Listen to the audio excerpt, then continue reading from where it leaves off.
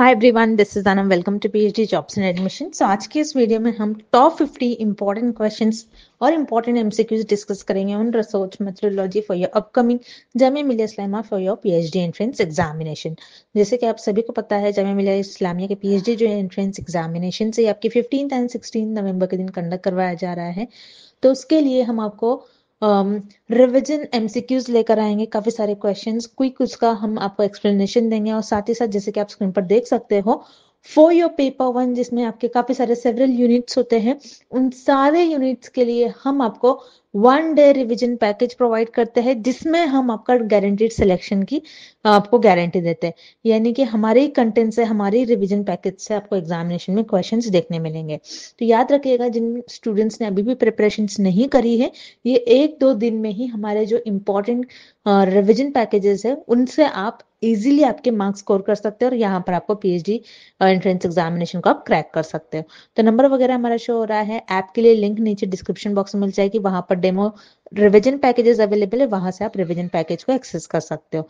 तो चलिए let's begin with today's lecture. तो जैसे कि आप यहाँ पर देख रहे हो, 1 day revision package for your paper one, जिसमें हम आपको आपके सारे यूनिट्स पर क्विक रिवीजन एमसीक्यूज प्रोवाइड करते हैं। एमसीक्यूज लेक्चर्स हम आपको प्रोवाइड करेंगे, मॉक टेस्ट वगैरह, नोट्स जो कि इंटरव्यू में आपके हेल्प करेंगे, एंड 1 डे रिवीजन पीडीएफ जिसमें प्रीवियस ईयर क्वेश्चंस भी इन्वॉल्व है एंड मोर देन 1500 एमसीक्यूज यहाँ पर आपको मिलता है। तो जिसके लिए नंबर हमारे शो हो रहे हैं, और जैसे मैंने कहा ऐप पर आपको डेमो स्टडी मटेरियल अवेलेबल है, नीचे आपको डिस्क्रिप्शन बॉक्स में लिंक मिल जाएगी, वहां से आप रिवीजन पैकेज हमारा देख करके, डेमो रिवीजन पैकेज देख करके रिवीजन पैकेज को आप एक्सेस कर सकते हो। उसी तरीके से पेपर 2 का भी हम आपको स्टडी मटेरियल प्रोवाइड करेंगे और रिवीजन पैकेज, जिसमें हम आपको नोट्स एंड एमसीक्यूज के थ्रू आपका पेपर 2 का भी कंटेंट आपको प्रोवाइड करेंगे। So that's it and let's begin with the MCQs. Which of the following characteristics can be expressed in quantitative terms?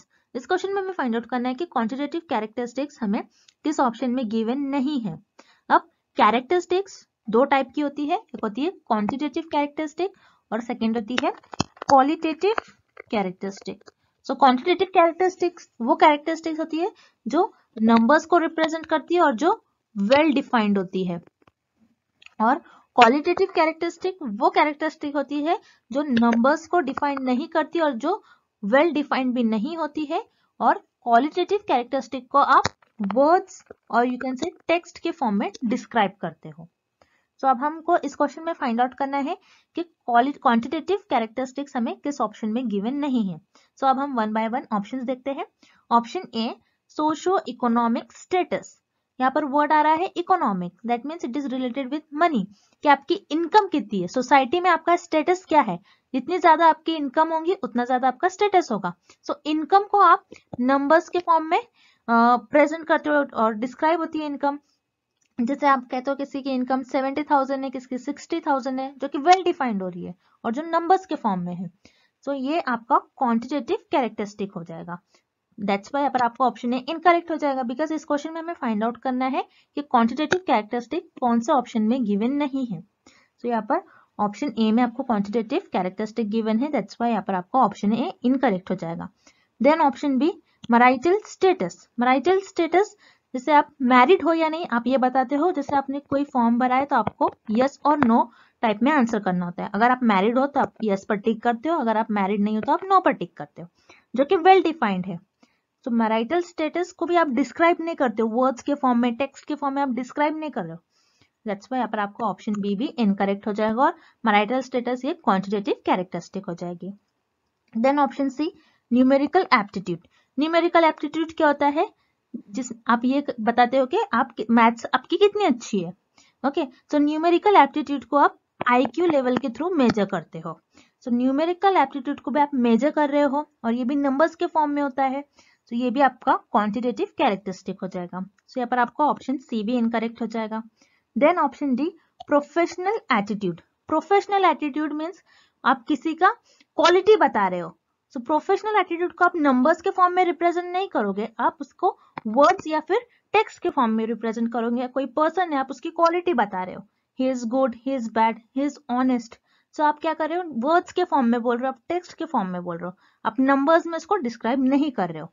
So professional attitude ये आपका क्वालिटेटिव कैरेक्टरिस्टिक होगा, quantitative characteristic नहीं होगा। दैट्स वाई यहाँ पर आपका करेक्ट ऑप्शन हो जाएगा option D, professional attitude. Triangulation means, इस क्वेश्चन में हमें फाइंड आउट करना है कि ट्रायंगुलेशन होता क्या है। सो रिसर्च में ट्रायंगुलेशन का मतलब होता है कि आप आपके रिसर्च में डिफरेंट डिफरेंट मेथड्स यूज करते हो और डिफरेंट डिफरेंट मेथड्स यूज करके ये देखते हो कि आपके रिजल्ट हर बार सेम आ रहे या फिर नहीं आ रहे। डिफरेंट डिफरेंट मेथड्स यूज करके आपके रिजल्ट क्या सेम आ रहे या फिर नहीं आ रहे। सो जिससे आपको पता चलता है कि आपके रिसर्च जो है वैलिड है। अब नेम में ही मीनिंग है ट्रायंगुलेशन। अब मान लो आपने, जैसे इस फिगर में आपको देखना है, मान लो आपने फर्स्ट मेथड यूज कर कुछ रिजल्ट फाइंड आउट किया, देन आपने क्या करा, सेकेंड मेथड यूज करा और सेकेंड मेथड से रिजल्ट फाइंड आउट करा, सो आपका सेम ही रिजल्ट आ रहा है। तो दोनों मेथड आपने यूज कर जो रिजल्ट निकाला है, तो दोनों मेथड से सेम ही रिजल्ट आ रहा है। दैट मीन्स आपकी जो रिजल्ट है, जो रिजल्ट आ रहा है, आपकी जो रिसर्च है वो वैलिड है। तो आपका जो रिजल्ट आ रहा है वो वैलिड है या नहीं, ये देखने के लिए आप ट्रायंगुलेशन मेथड परफॉर्म करते हो रिसर्च में। तो ट्रायंगुलेशन अगर आप परफॉर्म करते हो तो आपकी रिसर्च और भी अच्छी हो जाती है, जिससे आपको पता चलता है कि आपके जो रिजल्ट है वो वैलिड है। तो आप डिफरेंट डिफरेंट मेथड्स यूज करके क्रॉस चेक करते हो कि हमारे रिजल्ट जो है, आप रिजल्ट्स को वेरीफाई करते हो। दैट्स व्हाई आपका करेक्ट ऑप्शन हो जाएगा option C, verifying your results by cross checking with others methods of research. Then यहाँ पर आपको ऑप्शन ए गिवन है, using trigonometry in your research. So आप कोई ट्रिग्नोमेट्री परफॉर्म नहीं कर, ट्रिग्नोमेट्री यूज नहीं कर रहे हो अपने रिसर्च में। सो ट्रायंगुलेशन का मेथड, ट्रायंगुलेशन का मींस ये नहीं होता है कि आप ट्रिग्नोमेट्री यूज कर रहे हो आपके रिसर्च में। दैट्स व्हाई यहाँ पर आपका ऑप्शन ए इनकरेक्ट हो जाएगा। Then option B, conducting research over 3 months. तो ट्रायंगुलेशन का मतलब ये भी नहीं होता है कि आप आपके रिसर्च को 3 महीने के लिए कंडक्ट कर रहे हो। तो यहाँ पर आपका ऑप्शन बी भी इनकरेक्ट हो जाएगा। Then option D, using 3 researchers. Triangulation का मतलब ये भी नहीं होता है कि आप आपके रिसर्च में कोई 3 रिसर्चर को यूज कर रहे हो। सो यहाँ पर आपका ऑप्शन डी भी इनकरेक्ट हो जाएगा। सो यहाँ पर आपका करेक्ट ऑप्शन हो जाएगा option C, verifying your results by cross checking with other methods of research. So triangulation का मतलब यही होता है कि आप आपके रिसर्च में अलग अलग मेथड यूज कर देखते हो कि आपके रिजल्ट सेम आ रहे या फिर नहीं आ रहे।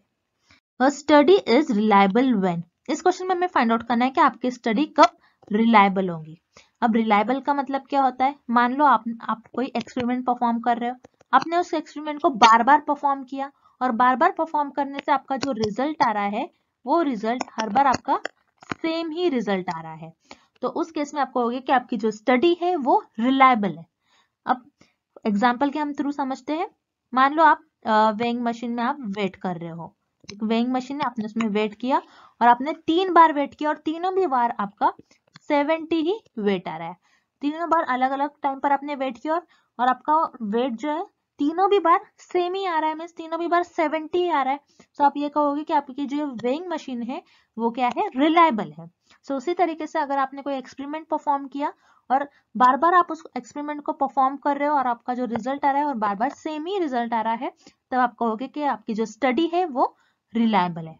अब हम ऑप्शंस देखते हैं, पहले हम ऑप्शन डी देखेंगे। It was conducted by a reputable researcher who can be trusted. So इस क्वेश्चन में, सॉरी इस ऑप्शन में हमें ये बताया गया है कि अगर कोई फेमस रिसर्चर रिसर्च करता है तो उस स्टडी को आप रिलायबल कहोगे। ऐसा नहीं है, क्योंकि अगर कोई फेमस रिसर्चर है, उसने जो भी रिसर्च की होगी वो उसकी स्टडी को आप रिलायबल नहीं कहोगे, क्योंकि कोई रिसर्चर फेमस है और वो रिलायबल स्टडी से उसका कोई लेना देना नहीं है। दैट्स व्हाई पर आपका ऑप्शन डी इनकरेक्ट हो जाएगा। Then option C, the findings can be generalised to other social phenomena. Findings means results, आपने कोई रिसर्च परफॉर्म किया, आपके जो रिजल्ट आ रहे हैं वो आप जनरलाइज कर रहे हैं टू अदर सोशल फेनोमेना। तो आप जनरलाइज तो कर रहे हो लेकिन सोशल फेनोमेना में ही, अगर आप जनरल करें तो सिर्फ सोशल फेनोमेना में ही क्यों जनरलाइज कर रहे हो। सो अगेन जनरलाइज्ड और रिलायबिलिटी में कोई लेना देना नहीं है और कोई लिंक नहीं है। दैट्स व्हाई अब आपको ऑप्शन सी भी इनकरेक्ट हो जाएगा। Then option A, the methods are outline in the discussion clearly enough for the research to be replicated. तो आप आपके रिसर्च में आपने जो भी मेथड्स यूज किए हैं आपने उसको क्लियरली डिफाइन करे, क्लियरली डिस्कस करे हैं, ताकि दूसरे रिसर्चर उस रिसर्चर को फर्दर आगे मूव कर सके और उस रिसर्च को रिपीट कर सके। इसलिए ये ऑप्शन और रिलायबिलिटी से कोई लेना देना भी नहीं है, बिकॉज रिलायबिलिटी हमें क्या बता रहा है कि अगर आप कोई एक्सपेरिमेंट परफॉर्म कर रहे हो और आपके बार बार सेम रिजल्ट आ रहे हैं, तो उससे हम कहेंगे कि आपकी जो स्टडी है वो रिलायबल है। मेथड्स अगर आप क्लियरली डिफाइन कर रहे हो, यस आपको मेथड क्लियरली डिस्कस करना चाहिए, क्लियरली डिस्क्राइब करना चाहिए, वो सही है, लेकिन इस ऑप्शन से और रिलायबिलिटी से कोई लेना देना नहीं है, कोई कनेक्शन नहीं है। दैट्स वाई पर आपको ऑप्शन ए इनकरेक्ट हो जाएगा। Then option B, the measures device for concept are stable on different occasion. तो स्टेबल का मतलब यहाँ पर होता है सेम। क्या अगर आप डिफरेंट डिफरेंट ओकेजन मतलब डिफरेंट डिफरेंट टाइम्स पर, हर बार अगर डिफरेंट डिफरेंट टाइम पर आपने एक एक्सपेरिमेंट परफॉर्म किया और उससे जो रिजल्ट आ रहे हैं हर बार सेम आ रहे हैं, तब आप उस केस में कहोगे आपकी जो स्टडी है वो रिलायबल है। दैट्स वाई आपका करेक्ट ऑप्शन हो जाएगा option B, the measures device for concept are stable on different occasions. Which of the following is most likely to be continuous quantitative variable. इस क्वेश्चन में हमें find out करना है कि किस ऑप्शन में हमें कंटिन्यूअस क्वांटिटेटिव वेरिएबल का एग्जांपल गिवन है। ओके, अब क्वांटिटेटिव मींस जो नंबर्स के फॉर्म में, क्वांटिटेटिव वेरिएबल्स क्या होता है, जो नंबर्स को डिस्क्राइब करता है और जो वेल डिफाइंड होता है। अब क्वांटिटेटिव वेरिएबल भी दो टाइप के होते हैं, एक होता है कंटिन्यूअस एंड सेकेंड होता है डिस्क्रीट। अब कंटिन्यूअस वेरिएबल क्या होगा, जैसे मान लो आपकी जो वैल्यूज होंगी, आपके जो नंबर्स होंगे ऐसे होंगे 1, 1.1, 1.2, 2, 2.1, 3, जिसमें हर एक वैल्यू पॉसिबल हो। अब डिस्क्रीट वेरिएबल कैसे होंगे, जिसमें कोई स्पेसिफिक वैल्यू है, जैसे 1, 2, 3, 4, 5, इसमें पॉइंट्स में जो वैल्यू आती है वो पॉसिबल नहीं हो सकते। जैसे 1 और 2 के बीच में जो सारी वैल्यूज होंगी इसमें पॉसिबल नहीं होंगी, तो उसे आप कहते हो डिस्क्रीट वेरिएबल। अब हमें इस क्वेश्चन में फाइंड आउट करना है कि कंटिन्यूअस क्वांटिटेटिव वेरिएबल का एग्जांपल हमें किस ऑप्शन में गिवन है। सब हम वन बाय वन ऑप्शन देखेंगे। Option A, number of goals scored by football. So footballer से जो गोल्स हुए हैं, जैसे आप कहते हो फुटबॉलर्स के जो गोल्स होंगे वो उसके स्कोर कैसे होंगे, स्कोर्स कैसे होंगे, 1, 2, 3, 4, 0 भी हो सकता है, लेकिन आप ऐसा नहीं कह सकते स्कोर 1.1 हुआ है, 2.1 हुआ है। दैट मीन्स ये जो है आपका ये डिस्क्रीट में आएगा, ये कंटिन्यूअस वेरिएबल में नहीं होगा। दैट्स वाई पर आपका ऑप्शन ए इनकरेक्ट हो जाएगा। Then option B, population of Egypt. Egypt की पॉपुलेशन, जैसे इजिप्ट की पॉपुलेशन आप बोलोगे 70,000, 80,000 है। अब ऐसा नहीं कहोगे कि 70.5,000, ऐसा 70.5 ऐसा नहीं कहोगे आप, ओके 70.6 ऐसा कुछ नहीं कहोगे आप एक एग्जैक्ट नंबर बताओगे, 70, 60, 40, 50, ओके। सो ये भी आपका डिस्क्रीट में आएगा। दैट्स वाई पर आपका ऑप्शन बी भी इनकरेक्ट हो जाएगा। Then option C, number of juice bottles sold by store. एक स्टोर ने कितने जूस की बॉटल्स सोल्ड किए हैं, कितने सेल किए हैं उन्होंने। जैसे कोई कहेगा कि मैंने 5 किया है, कोई 7, कोई 10, कोई ऐसा नहीं कहेगा मैंने 5.5 बॉटल सेल किया है। ओके, सो ये भी आपका डिस्क्रीट वेरिएबल का एग्जांपल होगा। दैट्स वाई पर आपको ऑप्शन सी भी इनकरेक्ट हो जाएगा। Then option D, time taken to complete a crossword puzzle. एक पजल को कितना टाइम लगा है कंप्लीट करने में। तो टाइम कैसा हो सकता है, टाइम 1 हो सकता है, 1.1 आवर्स हो सकता है, 2 आवर्स हो सकता है, 2.5 आवर्स हो सकता है। तो टाइम में हर एक वैल्यू पॉसिबल हो सकती है। तो टाइम जो होगा आपका, यहाँ पर टाइम ही आपको मेन फोकस करना है। सो टाइम आपका कंटिन्यूअस क्वांटिटेटिव वेरिएबल होगा। दैट्स व्हाई यहाँ पर आपका करेक्ट ऑप्शन हो जाएगा option D, time taken to complete a crossword puzzle.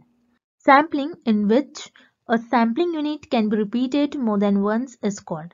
इस क्वेश्चन में हमें फाइंड आउट करना है कि आपकी जो सैम्पलिंग टेक्निक होती है उसमें जो आपकी सैम्पलिंग यूनिट होती है, सो एक सैम्पलिंग यूनिट है उसका बार बार रिपीट होने का चांस हो रहा है, सो उस सैम्पलिंग को आप क्या कहोगे, तो उस सैम्पलिंग को आप कहते हो सैम्पल विथ रिप्लेसमेंट और सैम्पलिंग विथ रिप्लेसमेंट। अब कैसे, इस फिगर के थ्रू हम समझते हैं। मान लो ये आपकी पॉपुलेशन है, अब ये पॉपुलेशन है, आपने आपके पॉपुलेशन में से रैंडमली एक पर्सन को सिलेक्ट कर लिया जो कि आपका सैंपल बन गया।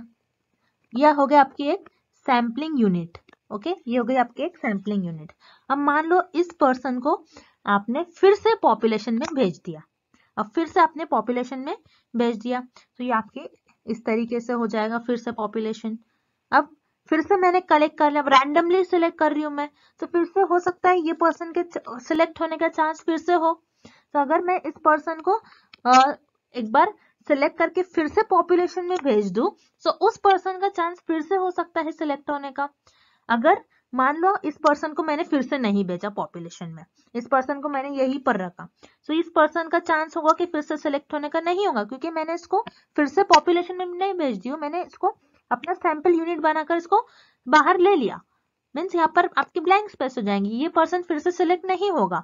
सो इस केस में आप ये बोलोगे कि आपकी जो सैंपलिंग है वो हो जाएगी आपकी sampling without replacement. So sampling with replacement क्या होता है, आपने पॉपुलेशन में से एक पर्सन लिया है, एक सैंपल यूनिट लिया है, उसको सेलेक्ट कर लिया है, जो कि आपकी सैंपलिंग यूनिट बन गया है। अगर आप इसको फिर से पॉपुलेशन में भेजते हो और आप फिर से पॉपुलेशन में से अपना सैंपल सेलेक्ट करते हो, तो हो सकता है ये पर्सन का फिर से बार बार रिपीट होने का चांस हो, फिर से सिलेक्ट होने का चांस हो। अगर इस पर्सन को आपने सिलेक्ट होने के बाद फिर से इस पॉपुलेशन में नहीं भेजा, तो उस पर्सन का सिलेक्ट होने का चांस 0 हो जाएगा, जिसे हम कहते हैं sampling without replacement. So for this question आपका ऑप्शन सी करेक्ट हो जाएगा। ऐसी सैंपलिंग जिसमें एक पर्सन का और एक सैंपलिंग यूनिट का बार बार रिपीट होने का चांस हो, उसे आप कहते हो सैंपलिंग विथ रिप्लेसमेंट। और सैंपलिंग विथ रिप्लेसमेंट को आप SRSWR भी कहते हो, simple random sampling with replacement. और सैंपलिंग विदाउट रिप्लेसमेंट को आप कहते हो SRSWOR, simple random sampling without replacement. तो आपको ये याद रखना है, शॉर्ट फॉर्म भी आ सकते हैं आपके एग्जाम में, तो शॉर्ट फॉर्म भी आपको याद रखना है और इसका फुल फॉर्म भी याद रखना है। तो यहाँ पर आपको ऑप्शन सी करेक्ट हो जाएगा और ऑप्शन ए इनकरेक्ट हो जाएगा। देन यहाँ पर आपको ऑप्शन बी गिवन है नॉन रैंडम सैंपलिंग। तो आप नॉन रैंडम सैंपलिंग क्या होता है, आप रैंडमली सैंपल्स को सिलेक्ट नहीं कर रहे हो, आप आपकी कन्वीनियंस और जजमेंट के हिसाब से पॉपुलेशन में से सैंपल्स को सिलेक्ट कर रहे हो। तो अगर मैं मेरी कन्वीनियंस के हिसाब से अगर पॉपुलेशन में से सैंपल्स को सिलेक्ट करूंगी, तो मुझे जो सही लगता है मेरी कन्वीनियंस के हिसाब से, मैं मान लो मुझे ये और ये पर्सन से मुझे लगता है इंफॉर्मेशन मिल सकती है, मैं इसके थ्रू डेटा कलेक्ट कर सकती हूँ, तो ये सारे लोगों का चांस होने का सिलेक्ट 0 हो जाएगा, ये सारे लोग सिलेक्ट कभी हो ही नहीं पाएंगे। तो उसे हम कहते हैं नॉन रैंडम सैंपलिंग, जिसमें आप आपकी कन्वीनियंस और जजमेंट के हिसाब से पॉपुलेशन में से सैंपल्स को सिलेक्ट करते हो। तो यहाँ पर आपको ऑप्शन बी भी इनकरेक्ट हो जाएगा। सो सैंपलिंग विद रिप्लेसमेंट यहाँ पर करेक्ट ऑप्शन हो जाएगा, option see here is the right answer. फिर से एक बार हम देख लेते हैं, बिकॉज ये बहुत इंपॉर्टेंट क्वेश्चन है। सैंपलिंग विद रिप्लेसमेंट क्या होता है, पॉपुलेशन में से आपने एक मेंबर्स को सिलेक्ट कर लिया और वो आपकी सैंपलिंग यूनिट बन गई, फिर आपने क्या करा, ये पर्सन को फिर से पॉपुलेशन में भेज दिया और फिर से अपने पॉपुलेशन में से सैंपल्स को सिलेक्ट कर रहे हैं, सो हो सकता है ये पर्सन का सिलेक्ट होने का चांस फिर से हो, फिर से ये पर्सन सिलेक्ट हो जाएगा, सो उस केस में, और इसे हम कहते हैं sampling with replacement. That's why आपको ऑप्शन सी करेक्ट हो जाएगा। Blueprint of research work is called. इस क्वेश्चन में हमें फाइंड आउट करना है ब्लूप्रिंट ऑफ रिसर्च को हम और क्या कहते हैं। So remember students, blueprint of research को हम कहते हैं रिसर्च डिजाइन। सो रिसर्च डिजाइन क्या होता है, रिसर्च डिजाइन में आप सब कुछ पहले से प्लान कर लेते हो कि आप आपकी रिसर्च में क्या क्या करने वाले हो। ओके, ब्लूप्रिंट का ही मतलब होता है कि प्लान। ओके, जैसे फॉर एग्जांपल मैं ये डिसाइड कर लूंगी कि रिसर्च करने से पहले मैं किन मेथड से डेटा को कलेक्ट करूंगी, कौन कौन से टेक्निक्स यूज करूंगी, कैसे डेटा को कलेक्ट करेंगे, बाय इंटरव्यूज और बाय ऑब्जर्वेशंस। ओके, सो ये सारे चीजें हम पहले ही से डिसाइड कर लेते हैं, सो उसे हम कहते हैं ब्लूप्रिंट और रिसर्च डिजाइन। दैट्स व्हाई यहाँ पर आपका ऑप्शन बी करेक्ट हो जाएगा। So here correct option is option B, research design. When research report dash is used to acknowledge indebtedness. इस क्वेश्चन में हमें फाइंड आउट करना है कि जब रिसर्चर अपने रिसर्च में रिसर्च रिपोर्ट लिखते हैं, तो अपने रिसर्च रिपोर्ट में जब लोगों को थैंक्स करते हैं, और या फिर यू कैन से किसी के टूवर्ड्स किसी के प्रति थैंकफुल है रिसर्चर, सो वो अपने रिसर्च में उनका नेम प्रॉपर मेंशन करते हैं। सो वो किस सेक्शन में उनका नेम प्रॉपर मेंशन करते हैं, ये हमें फाइंड आउट करना है। ओके, सो यहाँ पर आपको ऑप्शन ए गिवन है बिब्लियोग्राफी। बिब्लियोग्राफी क्या होता है, जहां पर रिसर्चर जिन भी पुराने रिसर्चर का इंफॉर्मेशन, टेक्स्ट और कॉन्सेप्ट यूज करते हैं, उनको प्रॉपर उनका नेम लिखते हैं, जिसको हम कहते हैं रेफरेंस। तो यहाँ पर बिब्लियोग्राफी में किसी रिसर्चर किसी लोगों का थैंक्स नहीं करते, दैट्स व्हाई यहाँ पर आपका ऑप्शन ए इनकरेक्ट हो जाएगा। देन ऑप्शन डी आपको गिवन है इंडेक्स। इंडेक्स क्या होता है, जैसे आपने आपके बुक में भी देखा होगा, इंडेक्स होता है जहां पर आपको प्रॉपर जितने भी टॉपिक्स होते हैं वो प्रॉपर मेंशन किया जाता है विद पेज नंबर। सो यहाँ पर आपका ऑप्शन बी भी इनकरेक्ट हो जाएगा, बिकॉज इंडेक्स में भी रिसर्चर किसी को थैंक्स नहीं कहते हैं। That's why option B is incorrect. Then option C appendix. Appendix क्या होता है? अपने रिसर्च रिपोर्ट में रिसर्चर अपेंडिक्स लिखते हैं जहां पर रिसर्चर कुछ अपने टॉपिक से रिलेटेड एक्स्ट्रा इंफॉर्मेशन लिखेंगे, जैसे इक्वेशंस हो गई, कुछ इक्वेशन रिएक्शंस हो गए, कुछ एक्स्ट्रा इंफॉर्मेशन लिखते हैं ताकि दूसरे रिसर्चर उस इंफॉर्मेशन का यूज कर कर आगे रिसर्च परफॉर्म करे। अगेन अपेंडिक्स में रिसर्चर किसी को थैंक्स नहीं करते। दैट्स व्हाई यहाँ पर आपका ऑप्शन सी भी इनकरेक्ट हो जाएगा। Then here option D acknowledgements. Yes, यहाँ पर आपका ऑप्शन डी करेक्ट हो जाएगा बिकॉज रिसर्चर अपने रिसर्च में जिन लोगों ने उनकी हेल्प की होंगी, रिसर्चर उन लोगों का नेम एक्नॉलेजमेंट में प्रॉपर मेंशन करते हैं। सो रिमेंबर स्टूडेंट्स, अगर रिसर्चर ऐसा नहीं करते अपने रिसर्च में, सो उनकी रिसर्च अनएथिकल हो जाएगी। So this is very important in research. So that's why यहाँ पर आपका ऑप्शन डी करेक्ट हो जाएगा। Dash research focuses on establishing causal relationships with controls among variables, independent moderator and dependent is called। इस question में हमें find out करना है इसे कौन सी रिसर्च होती है जिसमें आप कॉजल रिलेशनशिप फाइंड आउट करते हो, means cause and effect relationship find out करते हैं between the variable, independent and dependent variable. Okay, so अब ऐसी कौन सी रिसर्च होती है? वो होती है आपकी एक्सपेरिमेंटल रिसर्च। एक्सपेरिमेंटल रिसर्च ऐसी रिसर्च होती है जिसमें आप cause and effect relationship find out करते हैं between independent and dependent variable. अब हम एक एग्जांपल के थ्रू समझते हैं। अब हमको यहाँ पर देखना है स्मोकिंग का कैसा इफेक्ट हो रहा है, कैसा इफेक्ट हो रहा है लंग्स पर। क्या स्मोकिंग ज्यादा करने से लंग्स पर कैसा इफेक्ट हो रहा है? जो पर्सन स्मोकिंग कम करते हैं तो उनके लंग्स पर कैसा इफेक्ट हो रहा है? सो आप जैसा देख रहे हो स्मोकिंग को हम कम ज्यादा कर सकते हैं, मीन्स यहाँ पर स्मोकिंग आपका इंडिपेंडेंट वेरिएबल हो जाएगा और हम लंग्स को ऑब्जर्व कर रहे हैं तो ये आपका डिपेंडेंट वेरिएबल हो जाएगा। सो रिमेंबर एक्सपेरिमेंटल रिसर्च में आप सिर्फ और सिर्फ इंडिपेंडेंट वेरिएबल को चेंज और मैनिपुलेट कर सकते हो और डिपेंडेंट वेरिएबल को आप सिर्फ और सिर्फ ऑब्जर्व करते हो। सो ये होती है आपकी एक्सपेरिमेंटल रिसर्च जहां पर आप इंडिपेंडेंट वेरिएबल और डिपेंडेंट वेरिएबल के बीच में cause and effect relationships find out करते हो। सो देन रिमेनिंग ऑप्शंस भी हम देखेंगे जो इनकरेक्ट है। सो यहाँ पर आपका ऑप्शन ए है exposed facto. Exposed facto research जो होती है वो आपकी कोई इंसिडेंट हैपन हो जाता है या फिर कोई एक्सीडेंट हैपन हो जाता है, उसके बाद आप उस प्रॉपर उस एक्सीडेंट पर और उस इंसिडेंट पर आप रिसर्च परफॉर्म करते हो, उसे हम कहते हैं एक्सपोज्ड फैक्टो। एक्सपोज्ड फैक्टो में आप कोई cause and effect relationship find out नहीं करते between the variables independent and dependent. That's why यहाँ पर आपका ऑप्शन ए इनकरेक्ट हो जाएगा। Then option C historical research. Historical research में आप कॉज और इफेक्ट रिलेशनशिप फाइंड आउट नहीं करते बिटवीन द वेरिएबल्स, आप पास्ट इवेंट्स के बारे में स्टडी करते हो। दैट्स व्हाई यहाँ पर आपका ऑप्शन सी भी इनकरेक्ट हो जाएगा। देन ऑप्शन बी सर्वे। सर्वे आप सर्वेस के थ्रू आप डेटा को कलेक्ट करते हो, सो यहाँ पर आपका ऑप्शन बी भी इनकरेक्ट हो जाएगा। So your correct option is option D experimental research. Experimental research में आप cause and effect relationship find out करते हैं between independent and dependent variables. Next question, the first page of the research report is. इस question में हमें find out करना है कि रिसर्च रिपोर्ट का फर्स्ट पेज क्या होता है। तो रिसर्च रिपोर्ट जिसे हम थीसिस भी बोलते हैं, सो थीसिस का फर्स्ट पेज होता है टाइटल पेज। दैट्स व्हाई यहाँ पर आपका ऑप्शन डी करेक्ट हो जाएगा। देन टाइटल पेज के बाद आता है आपका इंडेक्स। इंडेक्स जैसे आपने आपकी बुक्स में देखा होगा कि कंटेंट लिखा होता है और कौन सा कंटेंट और कौन सा चैप्टर कौन से पेज पर है आपको ये प्रॉपर मेंशन होता है, ऐसे ही थीसिस में और रिसर्च रिपोर्ट में रिसर्चर इंडेक्स लिखते हैं। सो इंडेक्स आपके टाइटल पेज के बाद आता है। दैट्स व्हाई यहाँ पर आपका ऑप्शन सी इनकरेक्ट हो जाएगा। देन यहाँ पर आपका ऑप्शन ए और बी गिवन है अपेंडिक्स एंड बिब्लियोग्राफी। तो ये आपके रिसर्च रिपोर्ट के और थीसिस के ये एक्स्ट्रा चैप्टर्स में आते हैं।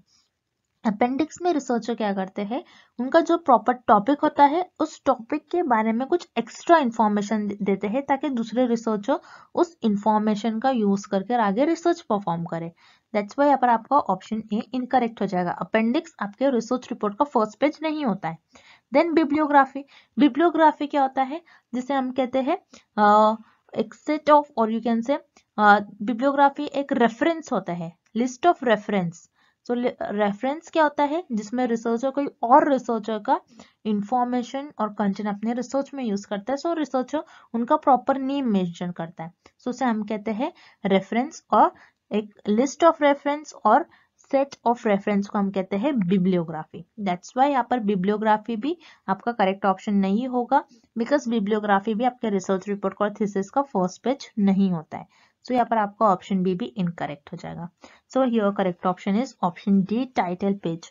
टाइटल पेज आपके रिसर्च रिपोर्ट का और थीसिस का फर्स्ट पेज होता है। Dash is the primary data collection source. इस क्वेश्चन में हमें फाइंड आउट करना है कि प्राइमरी डेटा को कलेक्ट करने के लिए कौन सा सोर्स होता है। सो स्टूडेंट, जैसा कि हमने प्रीवियस क्वेश्चन सॉल्व किया था, उसी क्वेश्चन का एप्लीकेशन हमें इस क्वेश्चन में फाइंड आउट करना है।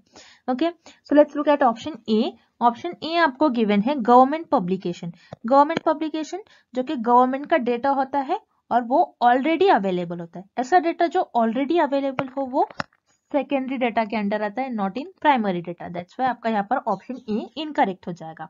Then option C, books and journals. Books and journals में भी जो भी पुराने रिसर्चर ने रिसर्च किया था पर्टिकुलर टॉपिक पर, उस पर्टिकुलर टॉपिक पर ऑलरेडी इंफॉर्मेशन अवेलेबल होती है, और जो बुक्स एंड जर्नल्स ये भी आपका सेकेंडरी डेटा के अंडर आएगा।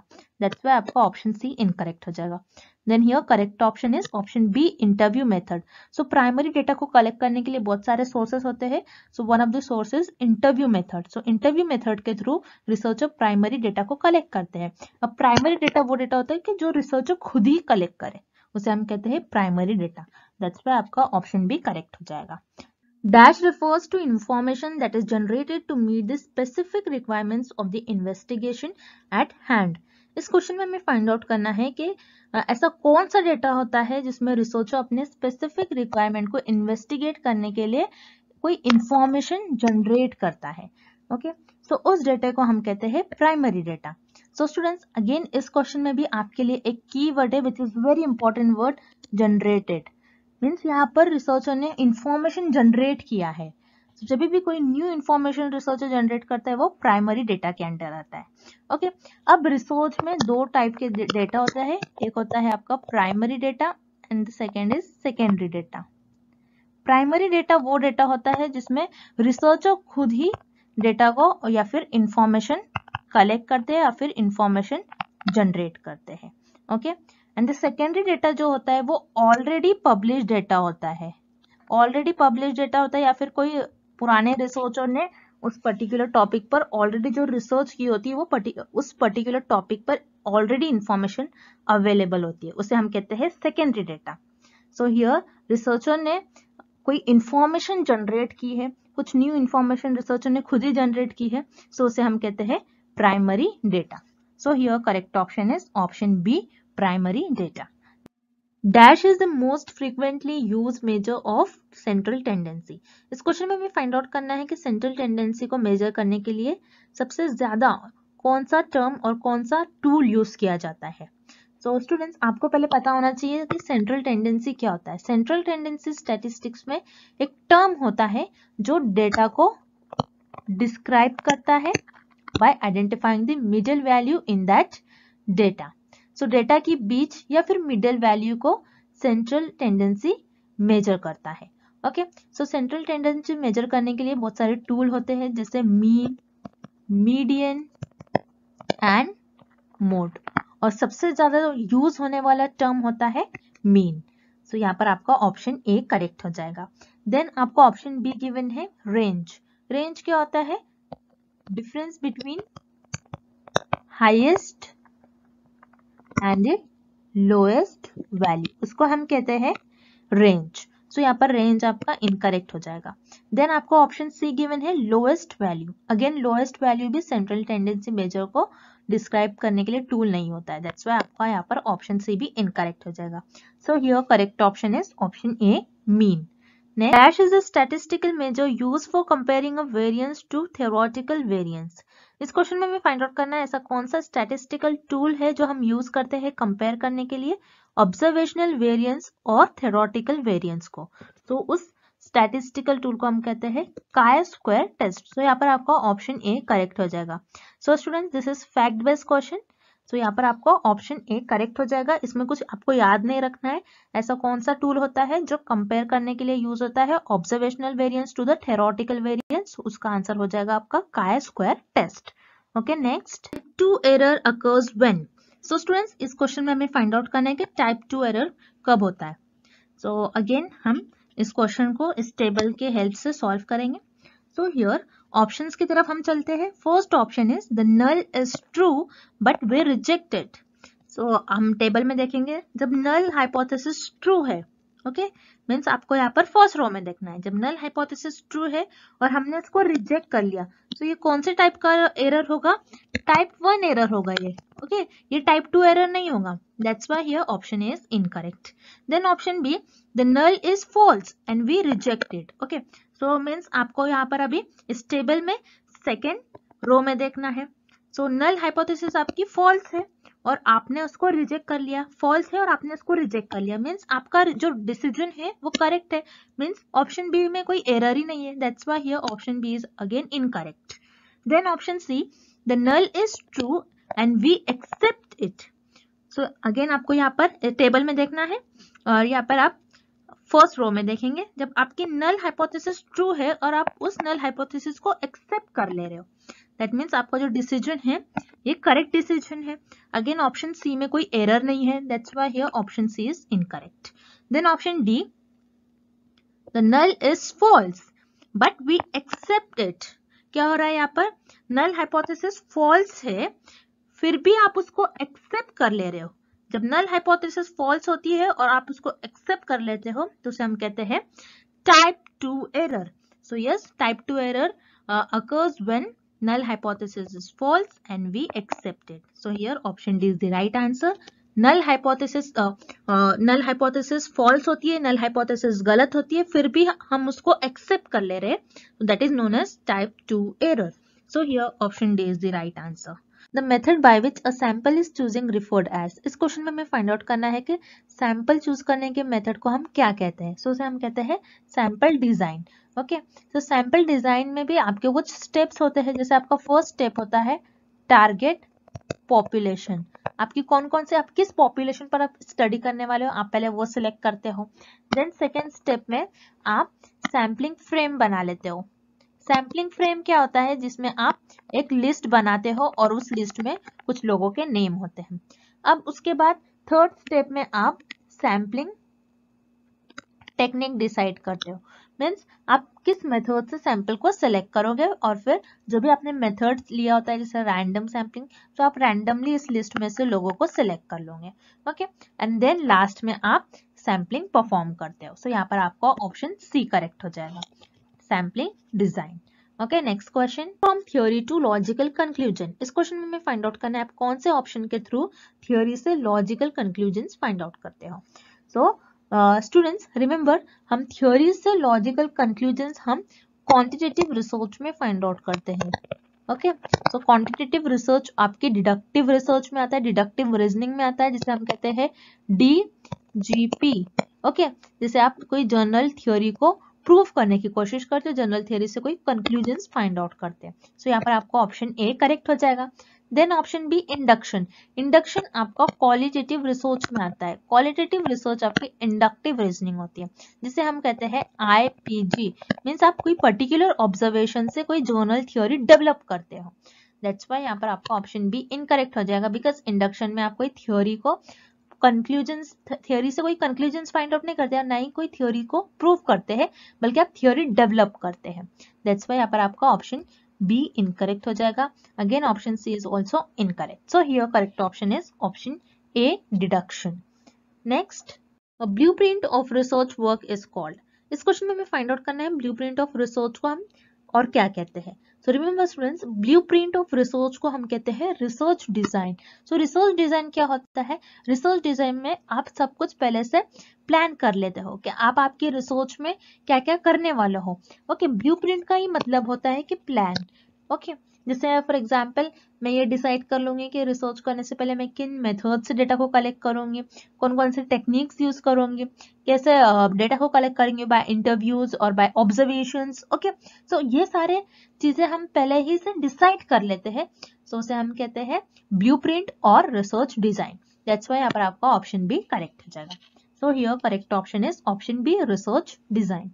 Moving on to the next question, Analysis of variance is a statistical method of comparing the dash of several population. इस क्वेश्चन में हमें फाइंड आउट करना है एनालिसिस ऑफ वेरिएंस, जो कि एक स्टैटिस्टिकल मेथड होता है ये मेथड हम क्या कंपेयर करने के लिए यूज करते हैं। सो स्टूडेंट्स, आपको पहले पता होना चाहिए कि एनालिसिस ऑफ वेरिएंस होता क्या है। सो एनालिसिस ऑफ वेरिएंस, जिसको हम कहते हैं ANOVA test. Okay, analysis of variant को हम कहते हैं एनोवा। ओके, ये टेस्ट हम यूज करते हैं कंपेयर करने के लिए मीन ऑफ 3 और मोर पॉपुलेशन, जैसे कि आपको इस क्वेश्चन में गिवन है सिविरल पॉपुलेशन, तो this is known as ANOVA. तो 3 या फिर 3 से ज्यादा, इसको हम कहते हैं सिविरल पॉपुलेशन के मीन्स को कंपेयर करने को हम कहते हैं एनालिसिस ऑफ वेरिएंस, और एनालिसिस ऑफ वेरिएंस को हम कहते हैं एनोवा टेस्ट। सो यहाँ पर आपका ऑप्शन सी करेक्ट हो जाएगा, means. Okay, and appendix is, इस क्वेश्चन में फाइंड आउट करना है हमें अपेंडिक्स क्या होता है। सो स्टूडेंट, जिसके आप देख रहे हो question, this is very simple and easy question. मैंने अपने लेक्चर में भी आपको ये बताया था। अपेंडिक्स हम थीसिस राइटिंग में लिखते हैं। सो अपेंडिक्स थीसिस राइटिंग के एक्स्ट्रा चैप्टर्स में आता है, जिसमें रिसर्चर अपने टॉपिक से रिलेटेड कुछ एक्स्ट्रा इंफॉर्मेशन और एक्स्ट्रा नॉलेज अपेंडिक्स में लिखते हैं, ताकि दूसरे रिसर्चर उस कॉन्सेप्ट को अंडरस्टैंड कर सके या फिर दूसरे लोग उस कॉन्सेप्ट को इजीली अंडरस्टैंड कर पाए, और दूसरे रिसर्चर उस पर्टिकुलर इंफॉर्मेशन का यूज कर आगे रिसर्च परफॉर्म करें। दैट्स व्हाई यहाँ पर आपका ऑप्शन ए करेक्ट हो जाएगा, एंड एडिशनल टू बुक और document containing explanatory matter. Then यहाँ पर आपको ऑप्शन बी गिवन है सेकेंडरी सोर्स। सेकेंडरी सोर्स क्या होता है? जो ऑलरेडी अवेलेबल डेटा होता है उसे हम कहते हैं सेकेंडरी सोर्स। सो यहाँ पर आपका ऑप्शन बी इनकरेक्ट हो जाएगा, बिकॉज रिसर्चर अपने टॉपिक से रिलेटेड कुछ न्यू और कुछ एक्स्ट्रा इंफॉर्मेशन लिखते हैं। दैट्स वाई यहाँ पर आपका ऑप्शन बी इनकरेक्ट हो जाएगा। देन ऑप्शन सी आपको गिवन है डेट ऑफ फर्स्ट पब्लिकेशन। सो हम अपेंडिक्स में ये भी नहीं लिखते कि आपके रिसर्च कब पब्लिश हुई है। दैट्स वाई यहाँ पर आपका ऑप्शन सी भी इनकरेक्ट हो जाएगा। Then option D the art of writing history.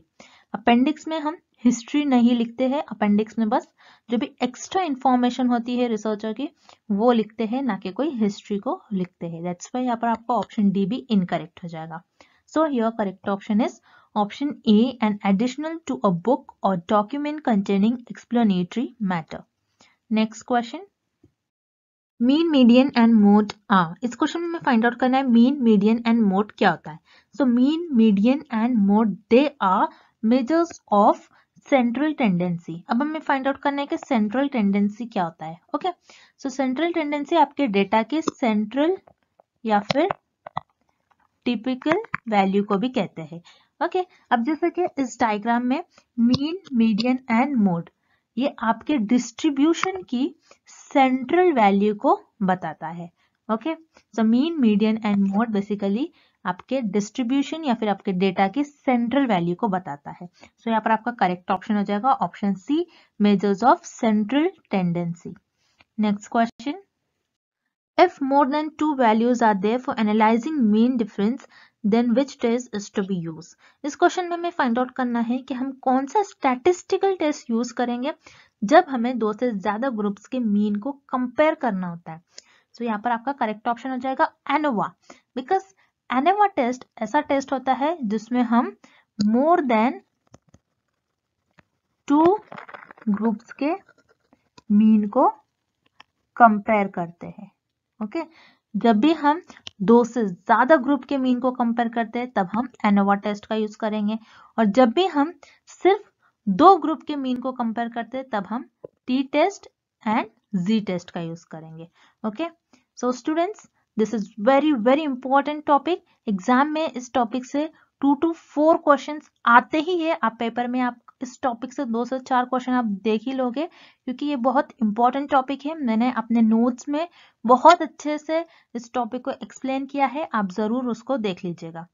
For this question यहाँ पर आपको ऑप्शन बी करेक्ट हो जाएगा, ANOVA test. Moving on to the next question. Control group is a term used in. इस question में हमें फाइंड आउट करना है कि कंट्रोल ग्रुप ये टर्म हम किस रिसर्च में यूज करते हैं। सो कंट्रोल ग्रुप ये टर्म हम एक्सपेरिमेंटल रिसर्च में यूज करते हैं। अब कंट्रोल ग्रुप क्या होता है हम एक एग्जाम्पल के थ्रू समझते हैं। जैसे हमें पता है एक्सपेरिमेंटल रिसर्च में 2 वेरिएबल्स होते हैं आपके, एक होता है independent variable and next is dependent variable. For example independent variable है यहाँ पर आपका water and dependent variable is plant growth. आपको देखना है कि वाटर का क्या इफेक्ट हो रहा है प्लांट की ग्रोथ पर।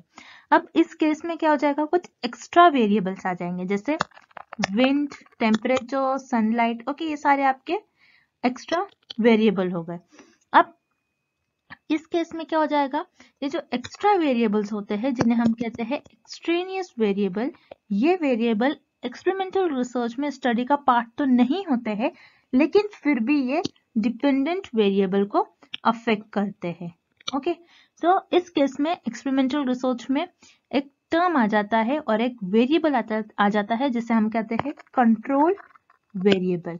तो रिसर्चर क्या करते हैं, इन एक्सट्रेनियस वेरिएबल को कंट्रोल करने की कोशिश करते हैं, जिसे हम कहते हैं कंट्रोल वेरिएबल, और इसे हम कहते हैं कंट्रोल ग्रुप्स। ओके, सो एक्सपेरिमेंटल रिसर्च में रिसर्चर एक्सट्रेनियस वेरिएबल जो कि है आपका इस केस में विंड और सनलाइट, इनको कंट्रोल करने की कोशिश करते हैं, जिसे हम कहते हैं कंट्रोल वेरिएबल या फिर कंट्रोल ग्रुप्स। दैट्स व्हाई यहाँ पर आपका करेक्ट ऑप्शन हो जाएगा option C, experimental research. Next, DOI stands for, इस क्वेश्चन में हमें फाइंड आउट करना है कि DOI का फुल फॉर्म क्या होता है। सो पहले तो हम जानते हैं कि DOI होता क्या है। सो जब भी रिसर्च अपने रिसर्च को ऑनलाइन पब्लिश करता है तो उसको एक नंबर मिलता है, उसको हम कहते हैं डिजिटल ऑब्जेक्ट आइडेंटिफायर। सो अगर किसी को भी आपका या फिर रिसर्चर का आर्टिकल फाइंड करना है तो वो DOI नंबर के थ्रू आपके आर्टिकल को फाइंड करते हैं। तो यहाँ पर DOI का फुल फॉर्म होता है डिजिटल ऑब्जेक्ट आइडेंटिफायर। तो यहाँ पर आपका ऑप्शन डी राइट हो जाएगा, digital object identifier. Here the right answer is option D. Okay, which of the following E journal is database. इस क्वेश्चन में हमें फाइंड आउट करना है कि इन ऑप्शन में से कौन सी जर्नल एक डेटाबेस है। अब डेटाबेस होता क्या है पहले हम ये जानेंगे। तो डेटाबेस जहां पर बहुत सारे जर्नल्स और आर्टिकल्स प्रेजेंट होते हैं और रिसर्चर यहाँ से अपने रिसर्च के लिए आर्टिकल्स फाइंड आउट करते हैं, सो उसे हम कहते हैं डेटाबेस। सो अब हम ऑप्शन देखते हैं। Option B journal of engineering and science, and option C is international journal of operation management. So यहाँ पर आपका ऑप्शन बी और सी दोनों भी इनकरेक्ट हो जाएगा, बिकॉज ये दोनों भी आपके साइंटिफिक जर्नल्स है, दैट्स वाई यहाँ पर आपका दोनों ऑप्शन इनकरेक्ट हो जाएंगे। देन ऑप्शन है स्कॉपस। यस, यहाँ पर आपका ऑप्शन ए करेक्ट हो जाएगा।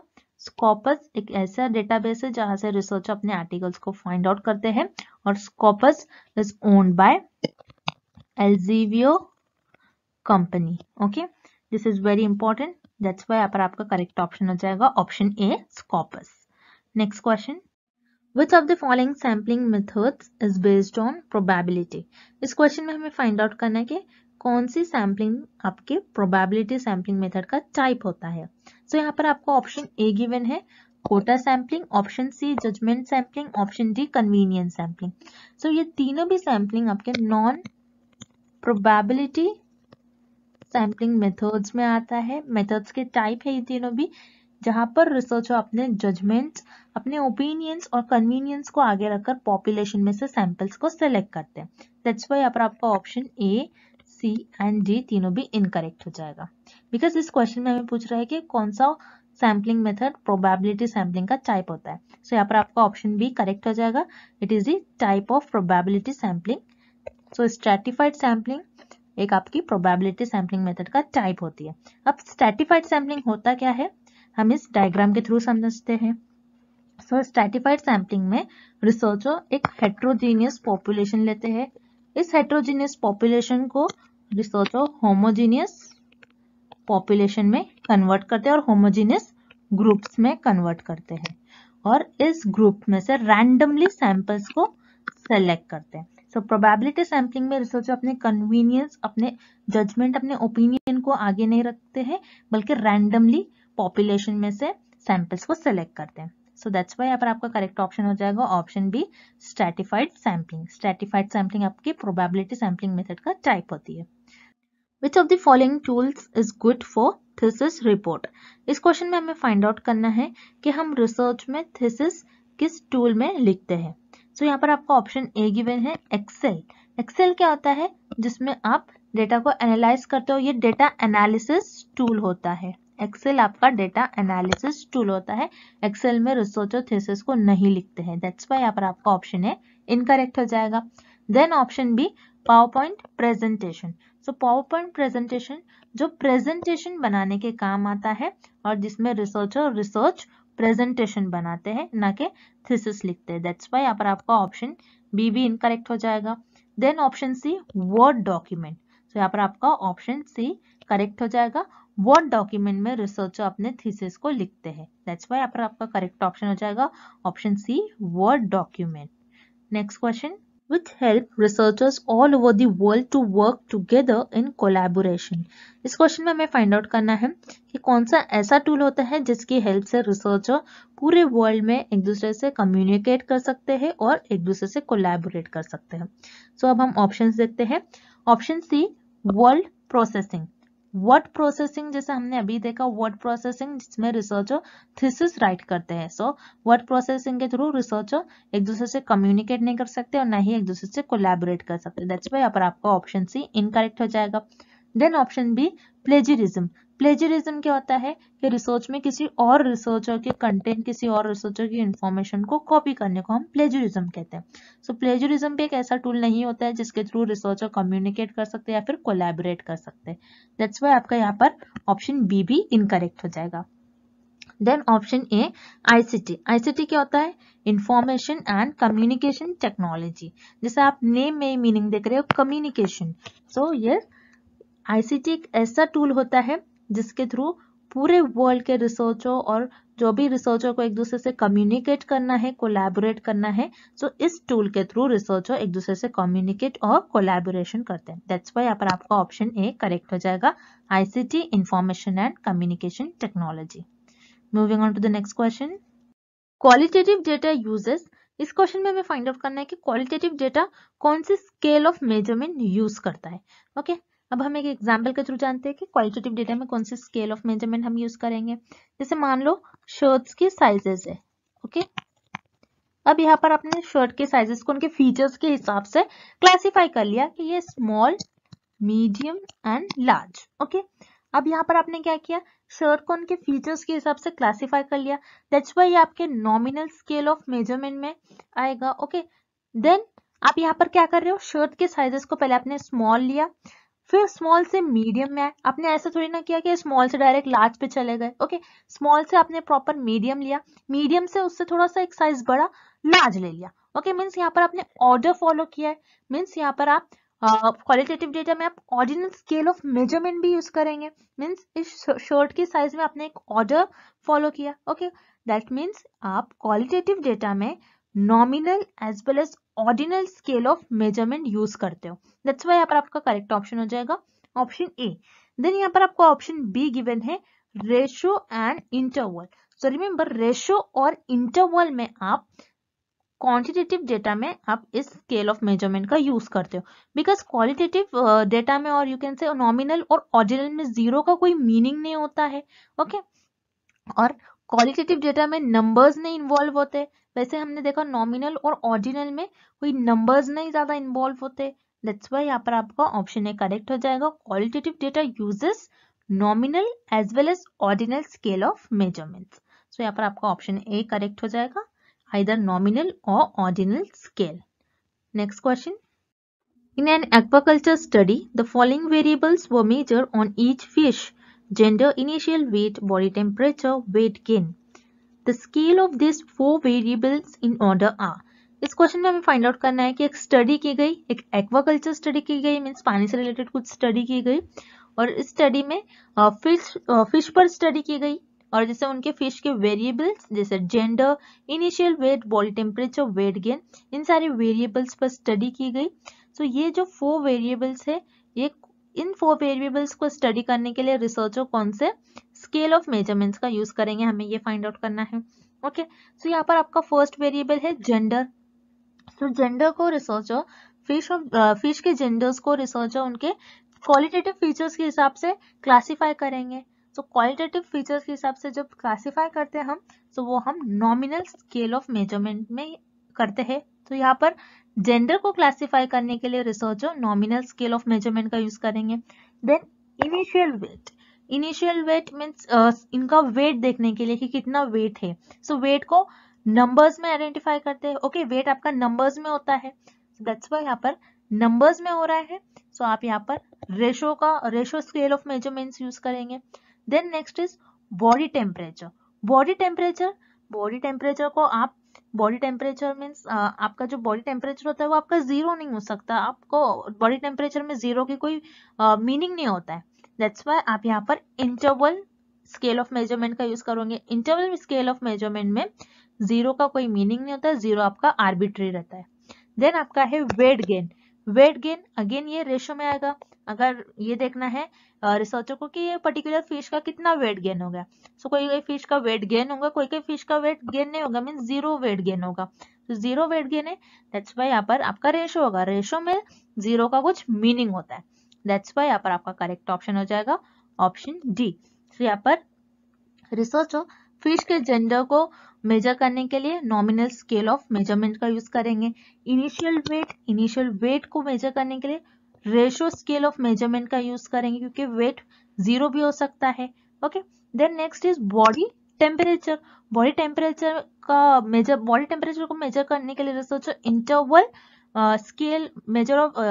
स्केल ऑफ मेजरमेंट का यूज करेंगे, बिकॉज इंटरवल में जीरो का कोई मीनिंग नहीं होता है, और उसी तरह बॉडी टेम्परेचर में जीरो का भी कोई मीनिंग नहीं होता है। देन वेट गेन के लिए researcher ratio scale of measurement का यूज करेंगे, बिकॉज वेट गेन जीरो भी हो सकता है। सो रेशो में आपके जीरो का मीनिंग होता है, दैट्स वाई यहाँ पर आपका करेक्ट ऑप्शन हो जाएगा option D, nominal, ratio, interval and last is ratio. Okay, next question. First question, the result undertaken to find the solution to a particular problem faced by a particular organization is dash research. इस question में हमें find out करना है, एक organisation है और उस organisation ने पर्टिकुलर प्रॉब्लम फेस किया है, और उस पर्टिकुलर प्रॉब्लम को सॉल्व करने के लिए वो ऑर्गेनाइजेशन किस रिसर्च का यूज करेगी। ओके, सो स्टूडेंट्स, इस क्वेश्चन में आपको बस एक ही वर्ड पर फोकस करना है, which is particular. Particular problem, कभी भी आपके क्वेश्चन में पर्टिकुलर या फिर स्पेसिफिक ये दोनों वर्ड आता है, that means it is related with applied research. So yes, यहाँ पर आपका करेक्ट ऑप्शन हो जाएगा option B, applied research. Applied research में रिसर्चर कोई पर्टिकुलर प्रॉब्लम या फिर कोई स्पेसिफिक प्रॉब्लम को सॉल्व करते हैं। देन यहाँ पर आपका ऑप्शन ए गिवन है आपको फंडामेंटल रिसर्च। फंडामेंटल रिसर्च में researcher new ideas, new theory, new concept develop करते हैं ताकि उनकी नॉलेज इंक्रीज हो सके। बट फंडामेंटल रिसर्च में रिसर्चर कोई स्पेसिफिक और पर्टिकुलर प्रॉब्लम को सॉल्व नहीं करते, दैट्स वाई आपका यहाँ पर ऑप्शन ए इनकरेक्ट हो जाएगा। Then option C, conceptual research. Conceptual research ऐसी रिसर्च होती है which is related with concepts and ideas. So again आपका यहाँ पर ऑप्शन सी भी इनकरेक्ट हो जाएगा। Then option D, descriptive. Descriptive research वो रिसर्च होती है जिसमें रिसर्चर कोई फेनोमेना को एज इट इज डिस्क्राइब करते हैं, और अगेन डिस्क्रिप्टिव रिसर्च में रिसर्चर कोई पर्टिकुलर या फिर स्पेसिफिक प्रॉब्लम को सॉल्व नहीं करते, दैट्स वाई अगेन आपका यहाँ पर ऑप्शन डी भी इनकरेक्ट हो जाएगा। So here correct option is option B, applied research. Applied research वो रिसर्च होती है जिसमें रिसर्चर कोई पर्टिकुलर और स्पेसिफिक प्रॉब्लम को सॉल्व करते हैं। Okay, next question, which of the following is true about interval scale. इस क्वेश्चन में हमें फाइंड आउट करना है कि कौन सा ऑप्शन करेक्ट है अबाउट इंटरवल स्केल। सो यहाँ पर आपका ऑप्शन ए गिवन है, the difference between values on an interval scale is always evenly distributed. So यहाँ पर आपका ऑप्शन ए करेक्ट हो जाएगा, बिकॉज इंटरवल स्केल में हमारी जो भी वैल्यूज होती है हम उसको इवनली डिस्ट्रीब्यूट करते हैं। जैसे फॉर एग्जाम्पल कैलेंडर में आपकी फर्स्ट डेट आती है, then second, third, fourth, fifth, six, seventh and so on.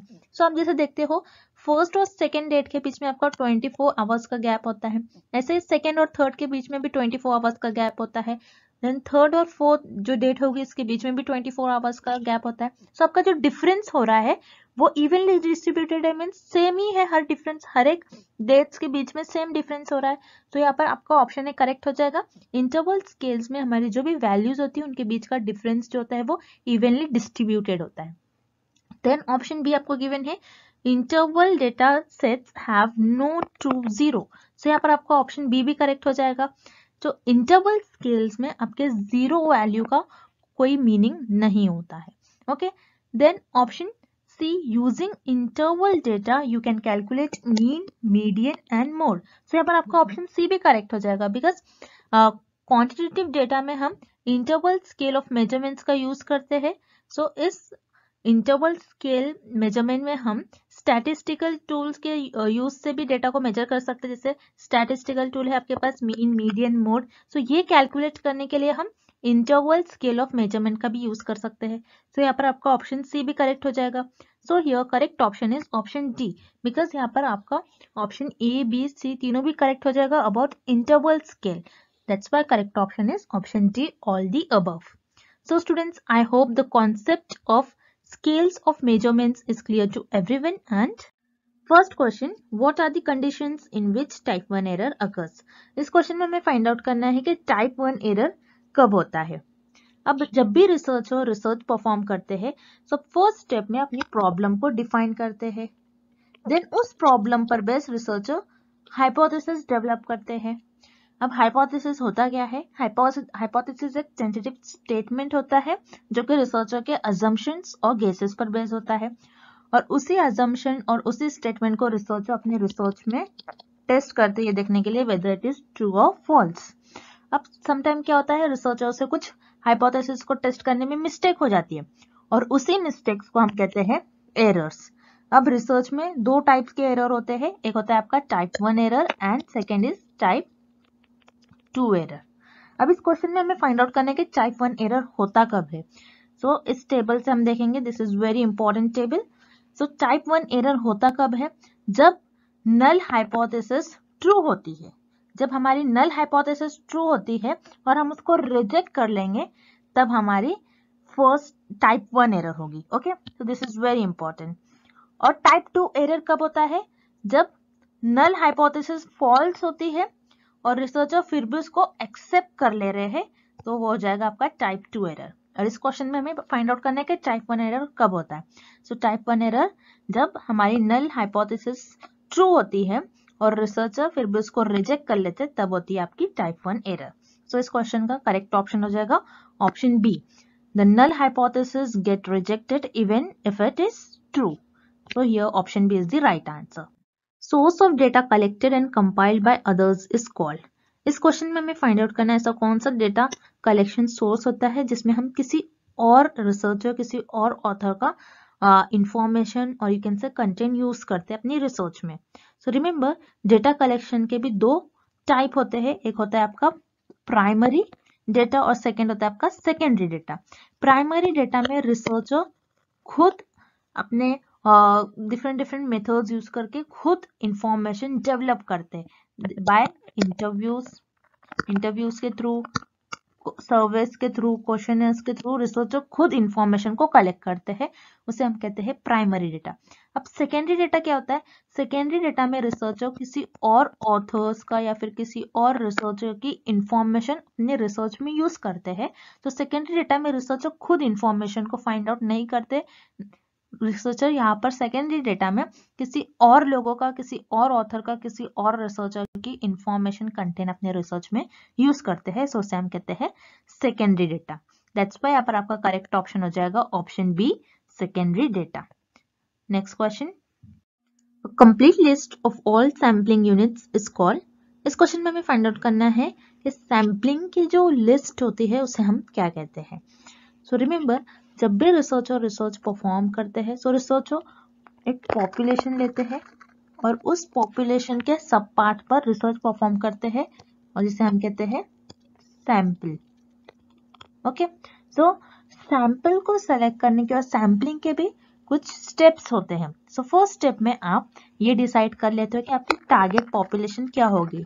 अब टारगेट पॉपुलेशन होता क्या है कि आप जिन पॉपुलेशन पर रिसर्च परफॉर्म करोगे वो आपकी टारगेट पॉपुलेशन होगी. अब टारगेट पॉपुलेशन के बाद आपका नेक्स्ट स्टेप होता है सैम्पलिंग फ्रेम. अब सैम्पलिंग फ्रेम क्या होता है? अब जैसे आपकी जो टारगेट पॉपुलेशन है, सो आप ये डिसाइड करोगे कि किन किन लोगों से मुझे डेटा मिल सकता है. सो आप क्या करते हो, सैम्पलिंग फ्रेम में उन लोगों की एक लिस्ट बना लेते हो. सो इसी लिस्ट को आप कहते हो सैम्पलिंग फ्रेम. अब सैम्पलिंग फ्रेम के बाद आप टेक्निक्स यूज करते हो कि किस टेक्निक से आप और किस मेथड से आप सैंपल को सिलेक्ट करोगे, प्रोबेबिलिटी सैम्पलिंग या फिर नॉन प्रोबेबिलिटी सैम्पलिंग। आप सैंपल्स को रैंडमली सिलेक्ट करोगे या फिर अपने कन्वीनियंस और जजमेंट के हिसाब से सिलेक्ट करोगे, आप ये चूज करते हो एंड नेक्स्ट आप सैम्पलिंग परफॉर्म करते हो। सो इस स्टेप में आप सैम्पलिंग परफॉर्म करते हो। So list of population, list of target population, आप टारगेट पॉपुलेशन में से उन लोगों के लिस्ट बनाते हो कि जिससे मुझे ऐसा लगता है मुझे इन लोगों से डेटा मिल सकता है, तो उसे हम कहते हैं सैम्पलिंग फ्रेम। दैट्स व्हाई यहाँ पर आपका करेक्ट ऑप्शन हो जाएगा option B, sampling frame. Then यहाँ पर आपको ऑप्शन सी गिवन है पॉपुलेशन फ्रेम। पॉपुलेशन फ्रेम ऐसा कोई टर्म नहीं होता है रिसर्च में, दैट्स व्हाई यहाँ पर आपका ऑप्शन सी इनकरेक्ट हो जाएगा। Then option A, simple random sampling. Simple random sampling ये आपकी प्रोबेबिलिटी सैम्पलिंग मेथड का टाइप होती है। तो यहाँ पर आप क्या करते हो, रैंडमली पॉपुलेशन में से सैंपल्स को सेलेक्ट करते हो। तो ये आपका एक लिस्ट नहीं होता है, बल्कि ये आपकी एक मेथड होता है जिससे आप सैंपल्स को पॉपुलेशन में से सैंपल्स को सेलेक्ट करते हो। दैट्स व्हाई यहाँ पर आपका ऑप्शन ए इनकरेक्ट हो जाएगा। So here correct option is option B, sampling frame. Next, the first page of the research report is. इस क्वेश्चन में हमें फाइंड आउट करना है कि रिसर्च रिपोर्ट का फर्स्ट पेज क्या होता है। तो रिसर्च रिपोर्ट जिसे हम थीसिस भी बोलते हैं, सो थीसिस का फर्स्ट पेज होता है टाइटल पेज। दैट्स व्हाई यहाँ पर आपका ऑप्शन डी करेक्ट हो जाएगा। देन टाइटल पेज के बाद आता है आपका इंडेक्स। इंडेक्स जैसे आपने आपकी बुक्स में देखा होगा कि कंटेंट लिखा होता है और कौन सा कंटेंट और कौन सा चैप्टर कौन से पेज पर है, आपको ये प्रॉपर मेंशन होता है। ऐसे ही थीसिस में और रिसर्च रिपोर्ट में रिसर्चर इंडेक्स लिखते हैं। सो इंडेक्स आपके टाइटल पेज के बाद आता है। दैट्स व्हाई यहाँ पर आपका ऑप्शन सी इनकरेक्ट हो जाएगा। देन यहाँ पर आपका ऑप्शन ई और बी गिवन है अपेंडिक्स एंड बिब्लियोग्राफी। तो ये आपके रिसर्च रिपोर्ट के और थीसिस के ये एक्स्ट्रा चैप्टर्स में आते हैं।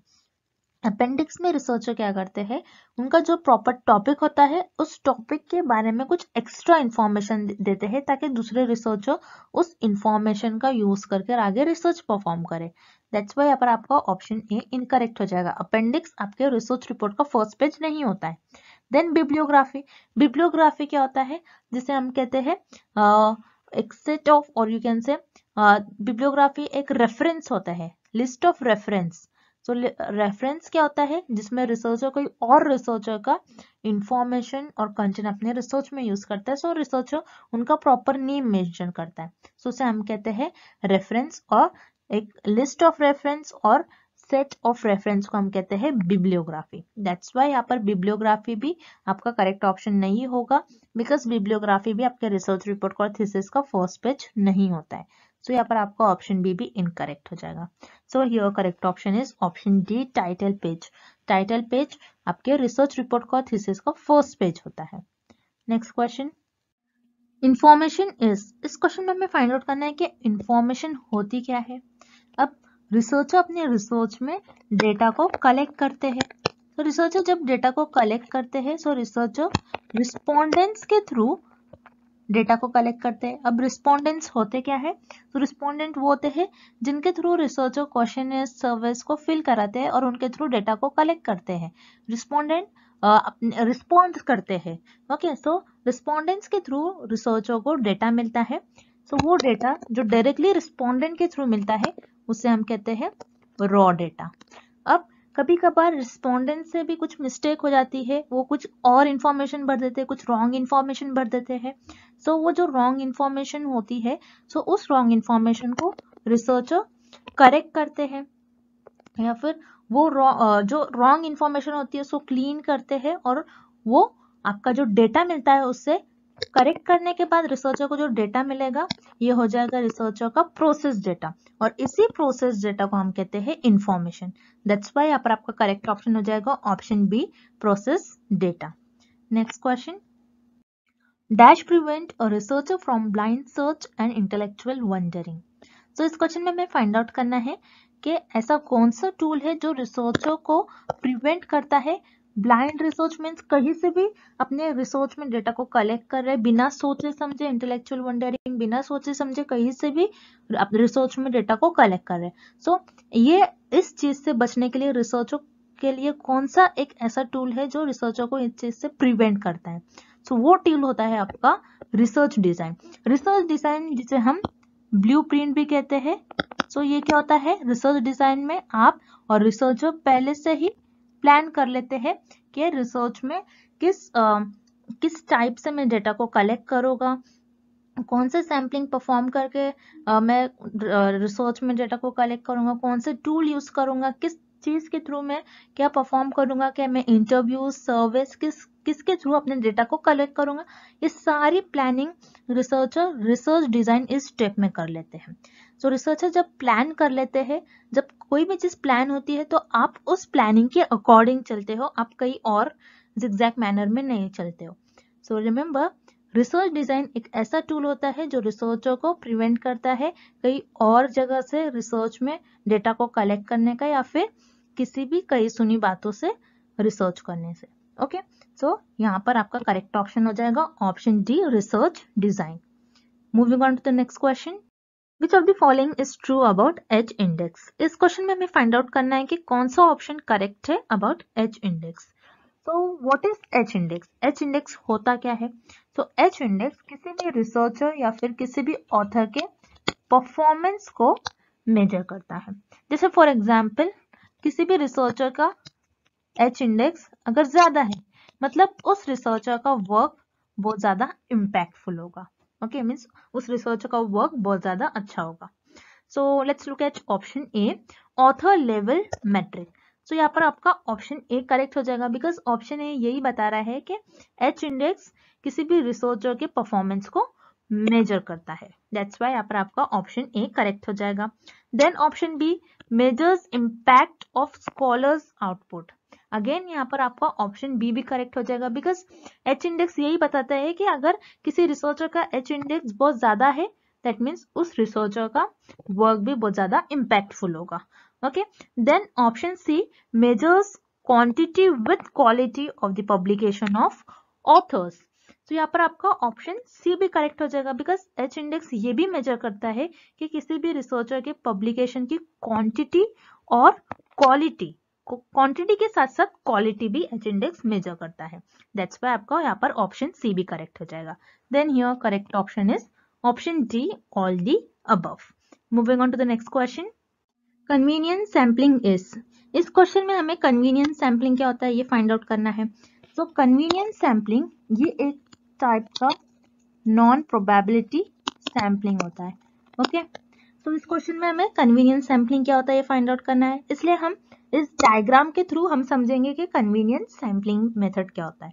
ओके, सो कन्वीनियंस सैम्पलिंग मेथड में रिसर्चर अपने कन्वीनियंस के बेसिस पर सैंपल्स को सेलेक्ट करते हैं। जैसे कि आप इस फिगर में देख रहे हो, ये ग्रेज जो पर्सन है दिस इज रिसर्चर। अब रिसर्चर ने क्या किया, रिसर्चर अगर मान लो रिसर्चर मुंबई में है, तो रिसर्चर ने अपने ही आसपास के लोगों को यहाँ पर सेलेक्ट कर लिया। ओके, और बाकी जो दूसरे सिटीज के लोग थे इनको यहाँ पर सिलेक्ट ही नहीं किया रिसर्चर ने। सो रिसर्चर ने अपने कन्वीनियंस के हिसाब से, रिसर्चर को जो इजी पड़ रहा था उसी के बेसिस पर कुछ लोगों को सिलेक्ट कर लिया पॉपुलेशन में से, और यही उनके सैंपल्स बन गए। ओके, अब हम और अच्छी तरीके से समझते हैं एक एग्जाम्पल के थ्रू। जैसे फॉर एग्जाम्पल, आप यहाँ पर हो और आपके एरिया में हो और आपके एरिया में 2-3 शॉप्स है। ओके, सब कुछ नजदीक है और कुछ दूर है। तो अगर आप कोई शॉप से कोई सामान खरीदने जा रहे हो तो आप क्या करोगे, जो आपके नजदीक शॉप है आप उसी में जाओगे, आप दूर जाओगे क्या? नहीं, मीन्स आपको जो कन्वीनियंस लग रहा था, आपको जो इजी पड़ रहा था, आप नजदीक की शॉप में जाके जल्दी से सामान लेके आ जा सकते हो। ओके, बट दूर की शॉप में अगर आप जाओगे तो ज्यादा टाइम लगेगा। इसलिए रिसर्चर भी यहाँ पर क्या किया, रिसर्चर ने अपने ही सिटी में जितने लोग थे उन्हीं को सेलेक्ट कर लिया पॉपुलेशन में से और उनको अपना सैंपल बना लिया। सो यस, कन्वीनियंस सैम्पलिंग मेथड क्या होता है, जहां पर रिसर्चर सैंपल्स को अपने कन्वीनियंस के बेसिस पर सिलेक्ट करते हैं। सो यहाँ पर आपका ऑप्शन ए करेक्ट हो जाएगा। देन आपको ऑप्शन बी गिवन है non probability sampling. So yes, convenience sampling जो है this is the type of non probability sampling method. So आपका ऑप्शन बी भी करेक्ट हो जाएगा। सो यहाँ पर आपका करेक्ट ऑप्शन हो जाएगा option C, both A and B are true. Next, which of the following are the examples of hypothesis. So इस क्वेश्चन में हमें हाइपोथेसिस के कुछ एग्जाम्पल्स गिवन है और हमें फाइंड आउट करना है कि ये एग्जाम्पल हाइपोथेसिस का एग्जाम्पल है या नहीं। तो जैसा कि हमने प्रीवियस क्वेश्चन में हाइपोथेसिस होता क्या है ये देख लिया था, अब हम हाइपोथेसिस के एग्जाम्पल देखते हैं। तो यहाँ पर आपको ऑप्शन ए गिवन है, if I add fertilizer to my garden then my plants will grow faster. So यहाँ पे रिमेंबर स्टूडेंट्स, जब भी आप देखते हो कि कोई सेंटेंस और कोई स्टेटमेंट इफ से स्टार्ट हो रहा है, इफ मीन्स अगर मैं अपने गार्डन में फर्टिलाइजर ऐड करूंगी, हो सकता है कि मेरे जो प्लांट्स है प्लांट्स फास्ट ग्रो करे. ओके, सो ये एक हाइपोथेसिस हो गया है. अगर मैं ऐसा करूं तो ऐसा हो सकता है. तो ये एक हाइपोथेसिस हो गई, ये रिसर्चर की एक अजम्पशन है और ये रिसर्चर का कुछ गेसेस है. सो यहाँ पर आपका ऑप्शन ए करेक्ट हो जाएगा. This is the example of hypothesis. Then option B आपको गिवन है, if I brush my teeth every day then I will not develop cavities. Means अगर, इफ मीन्स फिर से इफ आ रहा है, मीन्स अगर मैं डेली अपने टीथ को ब्रश करती हूँ तो कैविटीज नहीं डेवलप होगी. सो ये रिसर्चर के अगेन एक अजम्पशन है, गेसेस है, टेंटेटिव स्टेटमेंट है, एक टेम्पररी स्टेटमेंट है जिसको हम कहते हैं हाइपोथेसिस. तो यहाँ पर ऑप्शन बी में भी आपको हाइपोथेसिस का एग्जाम्पल गिवन है.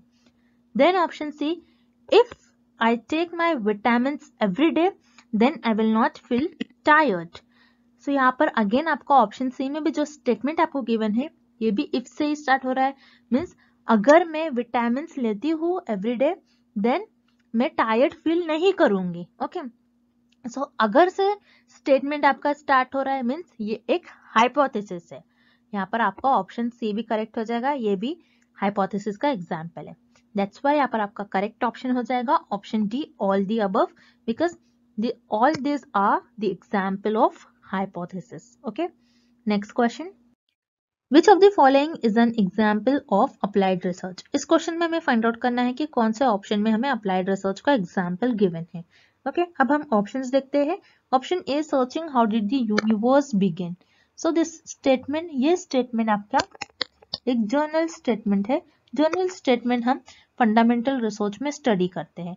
सो ये आपका फंडामेंटल रिसर्च का एग्जाम्पल होगा या अप्लाइड रिसर्च का एग्जाम्पल नहीं होगा. दैट्स वाई यहाँ पर आपका ऑप्शन ए इनकरेक्ट हो जाएगा. Then option B, development of new mathematical theory. So again जैसा हमने देखा था फंडामेंटल रिसर्च में रिसर्चर न्यू थ्योरी डेवलप करते हैं. जैसे आप देख रहे हो यहाँ पर आपके लिए 3 वर्ड बहुत की वर्ड्स है, बहुत इंपॉर्टेंट वर्ड्स है, क्योंकि फंडामेंटल रिसर्च में रिसर्चर न्यू थ्योरीज को डेवलप करता है. अब यहाँ पर कौन सी थ्योरी है? मैथमेटिकल थ्योरी है. सो फंडामेंटल रिसर्च में रिसर्चर न्यू थ्योरी डेवलप करता है ताकि उनकी नॉलेज इंक्रीज हो सके और वो अपनी क्यूरियोसिटी को फुलफिल कर सके. सो यहाँ पर ऑप्शन बी में आपको जो एग्जाम्पल गिवन है ये आपका फंडामेंटल रिसर्च का एग्जाम्पल होगा, अप्लाइड रिसर्च का एग्जाम्पल नहीं होगा. दैट्स वाई यहाँ पर आपका ऑप्शन बी इनकरेक्ट हो जाएगा. Then option C, treatment of cure of a specific disease. So यहाँ पर आपका ऑप्शन सी करेक्ट हो जाएगा. It is an example of applied research. तो अप्लाइड रिसर्च में हम कोई स्पेसिफिक प्रॉब्लम और you can say practical problem को सॉल्व करते हैं. सो रिमेंबर स्टूडेंट्स, जब भी आपको अप्लाइड रिसर्च से रिलेटेड कोई एग्जाम्पल और कोई डेफिनेशन हो तो उसमें आपको 2 वर्ड याद रखने हैं. एक होता है स्पेसिफिक और दूसरा होता है प्रैक्टिकल प्रॉब्लम. अगर आपके डेफिनेशन में या फिर आपके ऑप्शंस में प्रैक्टिकल वर्ड और या फिर स्पेसिफिक वर्ड गिवन होगा, that means it is related with applied research. Applied research में हम स्पेसिफिक प्रॉब्लम और यू कैन से कोई प्रैक्टिकल प्रॉब्लम्स को सॉल्व करते हैं.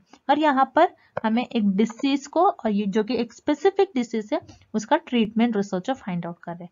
That means this is an example of applied research. यहाँ पर आपका ऑप्शन सी करेक्ट हो जाएगा. नेक्स्ट क्वेश्चन देखते हैं हम क्या गिवन है हमें. A company wants to see how effective its vaccine is against COVID. The company decided to conduct several trials. Which of the following conclusion from the test is a type 2 error if the null is false? So friends, इस question में हमें given है कि एक company है और company को find out करना है एक वैक्सीन की इफेक्टिवनेस अगेंस्ट कोविड. ओके, यहाँ पर कंपनी ने बहुत सारे टेस्ट किए और हमें कुछ कंक्लूजन्स दिए. जैसे आप देख रहे हो ऑप्शन ए, बी और सी में कंक्लूजन्स है और हमें फाइंड आउट करना है इन ऑप्शंस में से टाइप 2 एरर कौन सा होगा. ओके, सो यहाँ पर जैसे कि आप देख रहे हो क्वेश्चन में 2 वेरिएबल्स है. First is vaccine and the next one is COVID. Okay, so यहाँ पर हमारी नल हाइपोथेसिस क्या होगी? नल हाइपोथेसिस बोलेगी वैक्सीन और कोविड ये दोनों भी वेरिएबल में कोई रिलेशन नहीं है. ओके, ये हमारी नल हाइपोथेसिस हो गई. और यहाँ पर हमें क्वेश्चन में गिवन है कि नल हाइपोथेसिस फॉल्स है हमारी। सो उस केस में हमारा टाइप 2 एरर क्या होगा? सो रिमेंबर स्टूडेंट्स, अगेन हम टेबल में देखते हैं। जैसे कि आप देख रहे हो यहाँ पर नल हाइपोथेसिस हमारी फॉल्स है और हमने उस नल हाइपोथेसिस को अगर एक्सेप्ट कर लिया तो हमारा जो ये एरर होगा ये टाइप 2 एरर होगा। ओके, मींस यहाँ पर नल हाइपोथेसिस फॉल्स है फिर भी आप उसको एक्सेप्ट कर ले रहे हो, दैट मीन्स यहाँ पर टाइप 2 एरर होगा यहाँ पर। ओके, सो यहाँ पर option is the right answer because vaccine is not effective against COVID. Okay, so here option is the right answer. Then option B, vaccine is effective against COVID. So यहाँ पर हमारा null hypothesis क्या बता रहा था कि vaccine और Covid में कोई रिलेशन नहीं है, बट यहाँ पर ऑप्शन बी में हमें गिवन है कि नहीं, वैक्सीन और कोविड में वैक्सीन जो है वो इफेक्टिव है, इफेक्टिव वैक्सीन है अगेंस्ट कोविड। सो यस, जब भी हमारी नल हाइपोथेसिस फॉल्स होती है और हम उसको रिजेक्ट कर लेते हैं तो हमारा जो डिसीजन होता है this is the correct decision. That's why here option B is incorrect. Then option C, data insufficient. So here option C is again incorrect because data तो सफिशिएंट है हमारे पास।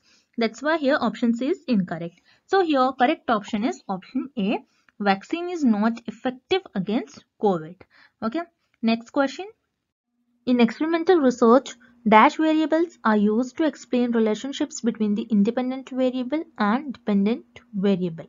इस क्वेश्चन में हमें फाइंड आउट करना है कि एक्सपेरिमेंटल रिसर्च में कौन सा ऐसा वेरिएबल होता है जो इंडिपेंडेंट वेरिएबल और डिपेंडेंट वेरिएबल के बीच का रिलेशन हमें एक्सप्लेन करता है। अब इस क्वेश्चन का सोल्यूशन हम एक एग्जाम्पल के थ्रू देखेंगे। एक एग्जाम्पल है कि स्मोकिंग एंड लंग कैंसर। तो यहाँ पर स्मोकिंग हमारा इंडिपेंडेंट वेरिएबल होगा बिकॉज इंडिपेंडेंट वेरिएबल को हम मैनिपुलेट करते हैं। स्मोकिंग का अफेक्ट देखेंगे डिपेंडेंट वेरिएबल पर, स्मोकिंग का हम अफेक्ट देखते हैं लंग्स पर क्या हो रहा है, इसलिए लंग कैंसर आपका डिपेंडेंट वेरिएबल होगा। अब इस केस में क्या होता है कि एक वेरिएबल होता है जो इन दोनों वेरिएबल्स के बीच का रिलेशन एक्सप्लेन करता है जिसे हम कहते हैं इंटरवेनिंग वेरिएबल। इंटरवेनिंग वेरिएबल इस केस में होगा आपका टिश्यू डैमेज, बिकॉज स्मोकिंग करने से क्या होता है आपका टिश्यू डैमेज हो रहा है, इसीलिए तो आपको लंग कैंसर हो रहा है। जब आप स्मोकिंग करते हो तो आपका टिश्यू डैमेज होता है, इसलिए आपको लंग कैंसर होता है। इसलिए यहाँ पर टिश्यू डैमेज आपका इंटरवेनिंग वेरिएबल हो जाएगा। सो इंटरवेनिंग वेरिएबल ऐसा वेरिएबल होता है जो इंडिपेंडेंट एंड डिपेंडेंट वेरिएबल के बीच के रिलेशन को एक्सप्लेन करता है। देन एक्सट्रेनियस वेरिएबल वो वेरिएबल होते हैं जो एक्सपेरिमेंटल रिसर्च में स्टडी का पार्ट नहीं होते हैं फिर भी डिपेंडेंट वेरिएबल को अफेक्ट करते हैं। सो यहाँ पर एक्सट्रेनियस वेरिएबल आपका एज हो सकता है। ओके, देन यहाँ पर आपका ऑप्शन सी इनकरेक्ट हो जाएगा। हियर ऑप्शन ए आपको गिवन है कंट्रोल वेरिएबल। कंट्रोल वेरिएबल जो एक्स्ट्रा वेरिएबल होते हैं रिसर्चर्स को कंट्रोल करने की कोशिश करता है उसे हम करते हैं कंट्रोल वेरिएबल। सो यहाँ पर एज जो कि हमारा है extraneous variable, extra variable, researcher इसको कंट्रोल करेगा थ्रू आउट दी एक्सपेरिमेंट, उसे हम कहते हैं कंट्रोल वेरिएबल। सो यहाँ पर आपका ऑप्शन ए भी इनकरेक्ट हो जाएगा। ऐसा वेरिएबल जो इंडिपेंडेंट वेरिएबल और डिपेंडेंट वेरिएबल के बीच का रिलेशन बताए उसे हम कहते हैं इंटरवेनिंग वेरिएबल। दैट्स व्हाई यहाँ पर आपका करेक्ट ऑप्शन हो जाएगा option B, intervening variable. Next question. First statement, two-tailed hypothesis has rejection region on both sides. Second statement, one-tailed hypothesis has rejection on only one side. Which of the following statements are true? So students, इस question में हमें दो statements given है और हमें find out करना है कि दोनों स्टेटमेंट में से कौन सा स्टेटमेंट करेक्ट है। ओके, सो यहाँ पर फर्स्ट स्टेटमेंट में हमें गिवन है कि टू-टेल्ड हाइपोथेसिस में दोनों भी साइड रिजेक्शन रीजन होता है। सो यस, यहाँ पर जैसे आप देख रहे हो हम टेबल को रिफर करेंगे यहाँ पर, जहां पर आप देख रहे हो यहाँ पर टू-टेल्ड हाइपोथेसिस टेस्ट में रिसर्चर दोनों भी साइड टेस्ट करते हैं ग्राफ के। Okay, left side as well as right side. So यहाँ पर टू-टेल्ड हाइपोथेसिस में दोनों भी साइड रिजेक्शन रीजन होता है। Okay, that's why here first statement is correct.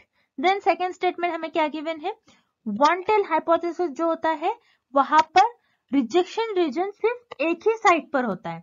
So it is also correct, जहां पर हमें जैसे पता है वन टेल हाइपोथेसिस के दो टाइप होते हैं, लेफ्ट टेल हाइपोथेसिस और right tell hypothesis. Okay, so यहाँ पर आप टेबल में देखना है, आपको लेफ्ट टेल हाइपोथेसिस, जहां पर आप ग्राफ में सिर्फ लेफ्ट साइड पर टेस्ट करते हो, और राइट टेल हाइपोथेसिस जहां पर आप ग्राफ में सिर्फ राइट साइड पर टेस्ट करते हो। So yes, one tail hypothesis में रिजेक्शन रीजन जो होता है सिर्फ एक ही साइड होता है। That's why here statement 2 is also correct. So यहाँ पर करेक्ट ऑप्शन होगा option C, both first and second statements are true. Okay, next, find the mean of the data set 30, 36, 26, 36। इस क्वेश्चन में हमें एक डेटा गिवन है और इस डेटा में हमें मीन की वैल्यू फाइंड आउट करनी है। अब मीन की वैल्यू फाइंड आउट करने के लिए हमें मीन का फॉर्मूला पता होना चाहिए। सो मीन का फॉर्मूला होता है सबमिशन xi अपॉन n। सो सबमिशन मीन्स हमें जो भी डेटा गिवन है, जो भी वैल्यूज गिवन है, उनको हमें ऐड करना है। तो हमें जो डेटा गिवन है हम इसको ऐड करेंगे 30, 36, 26 एंड 36, और जितने नंबर गिवन है टोटल 1, 2, 3, 4, उससे हमें डिवाइड करना होता है। सो आपको यहाँ पर एडिशन करना है, टोटल सारे नंबर्स को एडिशन कर लो, देन आपका आंसर आ जाएगा 128 डिवाइडेड बाय 4। 128 डिवाइडेड बाय 4 आपका आंसर हो जाएगा 32। तो यहाँ पर आपका जो इस डेटे का मीन जो होगा वो होगा 32। दैट्स वाई यहाँ पर करेक्ट ऑप्शन हो जाएगा आपका option B, 32। Next, dash is a list of books and other references that an author has used in preparing a research paper। इस क्वेश्चन में हमें फाइंड आउट करना है कि जब रिसर्चर एक आर्टिकल लिखता है तो उसकी लिस्ट ऑफ रेफरेंसेस को क्या कहते हैं। तो उसकी लिस्ट ऑफ रेफरेंसेस को हम कहते हैं बिब्लियोग्राफी। अब बिब्लियोग्राफी क्या होता है, जैसे मान लो कोई रिसर्चर है और उस रिसर्चर ने अपने आर्टिकल में कोई एक ही किसी रिसर्चर की इंफॉर्मेशन यूज की है, तो यहाँ पर वो उस रिसर्चर का नेम प्रॉपर लिखेगा या फिर उस रिसर्चर को साइट करेगा। अब मान लो उसी रिसर्चर ने एक से ज्यादा अपने आर्टिकल में किसी और रिसर्चर की इंफॉर्मेशन ली है, मीन्स यहाँ पर एक से ज्यादा रेफरेंसेस हो जाएंगे। सो एक से ज्यादा रेफरेंसेस को हम कहते हैं बिब्लियोग्राफी, और लिस्ट ऑफ रेफरेंसेस को हम कहते हैं बिब्लियोग्राफी। सो यहाँ पर आपका ऑप्शन ही करेक्ट हो जाएगा। Then option B, summary. Summary क्या होता है, आर्टिकल को शॉर्ट में डिस्क्राइब करने को हम समरी कहते हैं। दैट्स वाई यहाँ पर आपका ऑप्शन बी इनकरेक्ट हो जाएगा। Then option C, appendix. Appendix क्या होता है कि रिसर्चर का जो भी टॉपिक होता है उस टॉपिक पर रिसर्चर अपने आर्टिकल में उस टॉपिक पर कुछ एक्स्ट्रा इंफॉर्मेशन देते हैं, जैसे किसी कोई फॉर्मूला दे दिया, कोई इक्वेशन दे दिया, ताकि दूसरे रिसर्चर उस टॉपिक पर आगे रिसर्च कर सके। तो यहाँ पर आपका ऑप्शन सी भी इनकरेक्ट हो जाएगा, बिकॉज अपेंडिक्स में कोई लिस्ट ऑफ रेफरेंसेस नहीं होते। दैट्स वाई यहाँ पर आपका करेक्ट ऑप्शन हो जाएगा option A, bibliography. Next question, Which of the following is negatively skewed? इस क्वेश्चन में हमें फाइंड आउट करना है कि जब हमारा डिस्ट्रीब्यूशन नेगेटिव स्क्यूड होगा तो उस केस में मीन, मीडियन एंड मोड के बीच में क्या रिलेशन होगा। तो इस डायग्राम के थ्रू हम समझते हैं कि नेगेटिव स्क्यू क्या होता है। तो पहले हम देखेंगे सिमेट्रिकल डिस्ट्रीब्यूशन। जब आपका डिस्ट्रीब्यूशन सिमेट्रिक होगा मीन्स आपके जो लेफ्ट साइड और राइट साइड में जो इमेज होगी आपकी मिरर इमेज दिखेंगे आपको। अगर आप आपके डिस्ट्रीब्यूशन को बीच से कट कर रहे हो, दैट मीन्स आपका लेफ्ट और राइट साइड इक्वल होगा, इसे हम कहते हैं सिमेट्रिकल डिस्ट्रीब्यूशन। और इस केस में आपके मीन, मीडियन एंड मोड ये तीनों भी एक दूसरे के इक्वल होंगे। देन पॉजिटिव स्क्यू क्या होता है, पॉजिटिव स्क्यू में आपका जो डिस्ट्रीब्यूशन है ये लेफ्ट साइड में टिल्टेड होता है। जैसे आप देख रहे हो इस डायग्राम में आपका जो डिस्ट्रीब्यूशन ये लेफ्ट साइड की तरफ ज्यादातर झुका हुआ है। सो इस केस में आपका सबसे छोटी वैल्यू होती है mode, then median and last is mean की सबसे हाईएस्ट वैल्यू होती है इस केस में। देन नेगेटिव स्क्यू क्या होता है, नेगेटिव स्क्यू में आपका जो डिस्ट्रीब्यूशन है ये राइट साइड की तरफ टिल्टेड होता है, मीन्स राइट साइड की तरफ झुका हुआ होता है। तो इस केस में आपकी सबसे छोटी जो वैल्यू होती है वो होती है मीन, फिर से ज्यादा मीडियन और सबसे हाईएस्ट होगी आपकी मोड। सो नेगेटिव स्क्यूड में आपकी मीन सबसे छोटा होता है, then median and last is mode. So ये कंडीशन होगी आपके नेगेटिव स्क्यूड में। That's why here correct option is option B, mean, median and last आएगा आपका mode. Next question, the variance of a set data is 196, then the standard deviation of the data is. इस question में हमें variance की value given है और हमें standard deviation find out करना है। सो अब हमें सब पहले पता होना चाहिए कि स्टैंडर्ड डेविएशन होता क्या है। तो स्टैंडर्ड डेविएशन क्या होता है, आपके जो डिस्ट्रीब्यूशन होता है इस डिस्ट्रीब्यूशन में आपकी जो मीन वैल्यू होती है, तो मीन से आपका जो डेटा है वो कितना स्प्रेड हुआ है, मीन से कितना दूर है, और अपना डेटा, आपका डेटा कितना स्प्रेड है, कितना डिस्ट्रीब्यूटेड है, ये आपका स्टैंडर्ड डिविएशन बताता है। अगर आपके जो डेटा है वो मीन से नजदीक है, मीन्स आपका डेटा कुछ इस तरीके से दिखेगा। अगर आपका जो डेटा है वो ज्यादा स्प्रेड है, स्टैंडर्ड डिविएशन की वैल्यू ज्यादा है, तो आपका डेटा कुछ इस तरीके से दिखेगा कि वो ज्यादा डिस्ट्रीब्यूटेड है। अब इस क्वेश्चन में हमें स्टैंडर्ड डिविएशन की वैल्यू फाइंड आउट करनी है। सो स्टैंडर्ड डिविएशन आपका होता है स्क्वायर रूट ऑफ वेरिएंस। सो अब वेरिएंस की वैल्यू हमें गिवन है 196। हमें पता है 196 14 का स्क्वायर होता है। तो स्क्वायर और ये रूट कैंसिल हो जाएगा और आपका स्टैंडर्ड डिविएशन की वैल्यू आ जाएगी 14। So here correct option is option B 14। Standard deviation आपका हो जाएगा 14। Next, Which one of the following statements is not correct? इस क्वेश्चन में हमें फाइंड आउट करना है कि कौन सा स्टेटमेंट करेक्ट नहीं है अबाउट रिसर्च। ओके, अब हम ऑप्शंस देखते हैं। Option A, any person can do research. तो यहाँ पर आपका ऑप्शन ए करेक्ट हो जाएगा, बिकॉज कोई भी रिसर्च परफॉर्म कर सकता है, चाहे वो डॉक्टर हो, टीचर हो, इंजीनियर हो, स्टूडेंट्स हो, कोई भी रिसर्च को परफॉर्म कर सकता है। जैसे फॉर एग्जाम्पल एक टीचर है, टीचर अपनी क्लास में बच्चों को कुछ कॉन्सेप्ट समझा रही है और बच्चे उस कॉन्सेप्ट को समझ नहीं पा रहे, सो टीचर क्या कर लेगी, अपना टीचिंग मेथड चेंज कर लेगी। Okay, teaching method teacher change कर लेगी जिससे बच्चे उस कॉन्सेप्ट को इजीली अंडरस्टैंड कर पाए। तो टीचर ने यहाँ पर क्या किया, टीचर ने रिसर्च परफॉर्म किया। ओके, सो ये भी एक टाइप का रिसर्च हो गया। So any person can do research, this is correct about research. Then आपको ऑप्शन बी गिवन है, रिसर्च में बी विदाउट हाइपोथेसिस। सो इस स्टेटमेंट में आपके लिए एक न्यू वर्ड है हाइपोथेसिस। हाइपोथेसिस होता क्या है? हाइपोथेसिस ये एक टेंटेटिव स्टेटमेंट होता है जो रिसर्चर के अजम्पशंस और गेसेस पर बेस्ड होता है, और इसी अजम्पशन और इसी गेसेस को रिसर्चर अपने रिसर्च में टेस्ट करते हैं। जैसे फॉर एग्जांपल एक ड्रग है और रिसर्चर को ये देखना है कि ये पर्टिकुलर ड्रग इस पर्टिकुलर डिसीज को क्योर कर रहा है या नहीं। तो रिसर्चर का अजम्पशन क्या होगा इस केस में कि हो सकता है शायद ये ड्रग इस डिसीज को क्योर करे। सो रिसर्चर का एक अजम्पशन है, रिसर्चर का मानना है, बस इसी मानने को, इसी अजम्पशंस को रिसर्चर अपने रिसर्च में टेस्ट करते हैं और उसे हम कहते हैं हाइपोथेसिस। अब कोई कोई रिसर्च ऐसी होती है जिसमें हाइपोथेसिस की जरूरत नहीं होती है, जैसे एक्सप्लोरेटरी रिसर्च होती है उसमें हाइपोथेसिस की जरूरत नहीं होती है। अब हम नेक्स्ट आने वाले लेक्चर्स में देखेंगे एक्सप्लोरेटरी रिसर्च क्या होता है। अब इस क्वेश्चन के लिए हम बस इतना देखेंगे कि ऐसे रिसर्च जो होती है विदाउट हाइपोथेसिस भी होती है। जैसे फॉर एग्जाम्पल मुझे देखना है, मुझे स्टडी करना है बटरफ्लाइज के बारे में कि बटरफ्लाइज के आईज कैसे होते हैं, उनके कलर्स कैसे होते हैं, उनके विंग्स कैसे होते हैं, उनके मूवमेंट कैसे होते हैं। सो बस मैं क्या कर रही हूँ, मेरा नॉलेज एक्सपांड कर रही हूँ और मैं कोई एरिया को एक्सप्लोर कर रही हूँ। सो यहाँ पर मुझे हाइपोथेसिस की तो कोई जरूरत नहीं है, मैं बस अपनी नॉलेज को इंक्रीज कर रही हूँ। सो इस केस में क्या होता है, रिसर्च में कभी कभार हाइपोथेसिस की जरूरत नहीं होती है। दैट्स वाई यहाँ पर आपका ऑप्शन बी भी करेक्ट हो जाएगा। देन ऑप्शन सी आपको गिवन है, research is not always systematic. Means research always systematic नहीं होती है, इसका मतलब है, बट हमने देखा था research must always be systematic. Research systematic होनी ही चाहिए। अगर आपकी रिसर्च सिस्टमैटिक नहीं होती है तो आपकी रिसर्च इनवैलिड हो जाएगी। सिस्टमैटिक मीन्स व्हाट, आपको प्रॉपर स्टेप्स स्ट्रक्चर परफॉर्म करना होता है और आपको रैंडमली कोई भी स्टेप्स आप रिसर्च में परफॉर्म नहीं कर सकते। ओके, सो यहाँ पर आपका ऑप्शन सी इनकरेक्ट हो जाएगा, this is not correct about research. और हमें क्वेश्चन में भी यही फाइंड करना है which is not correct about research. That's why आपका यहाँ पर करेक्ट ऑप्शन हो जाएगा option C. Next question, find the variance of this set 10, 12, 15 and 11। इस क्वेश्चन में हमें डेटा गिवन है और हमें वेरिएंस की वैल्यू फाइंड आउट करनी है। सो हमें पता होना चाहिए कि वेरिएंस का फॉर्मूला क्या होता है। So variance is equals to summation of xi minus mu square upon n. So यहाँ पर इस फॉर्मूले में आपको सारे टर्म्स का मीनिंग पता होना चाहिए। So mu जो होता है आपका ये होता है मीन, xi आपका होता है डेटा पॉइंट एंड n होता है आपका नंबर ऑफ डेटा पॉइंट।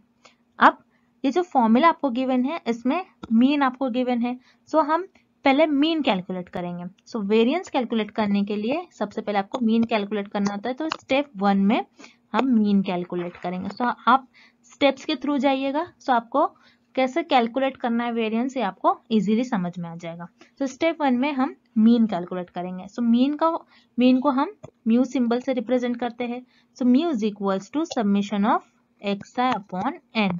सो यहाँ पर जो डेटा में सारे पॉइंट्स गिवन है, डेटा पॉइंट्स, इसको आपको ऐड करना है। 10 plus 12 plus 15 plus 11 divided by n। Number of data points कितने हैं? 1 2 3 एंड 4। सो यहाँ पर डिवाइडेड बाय 4 करना है आपको।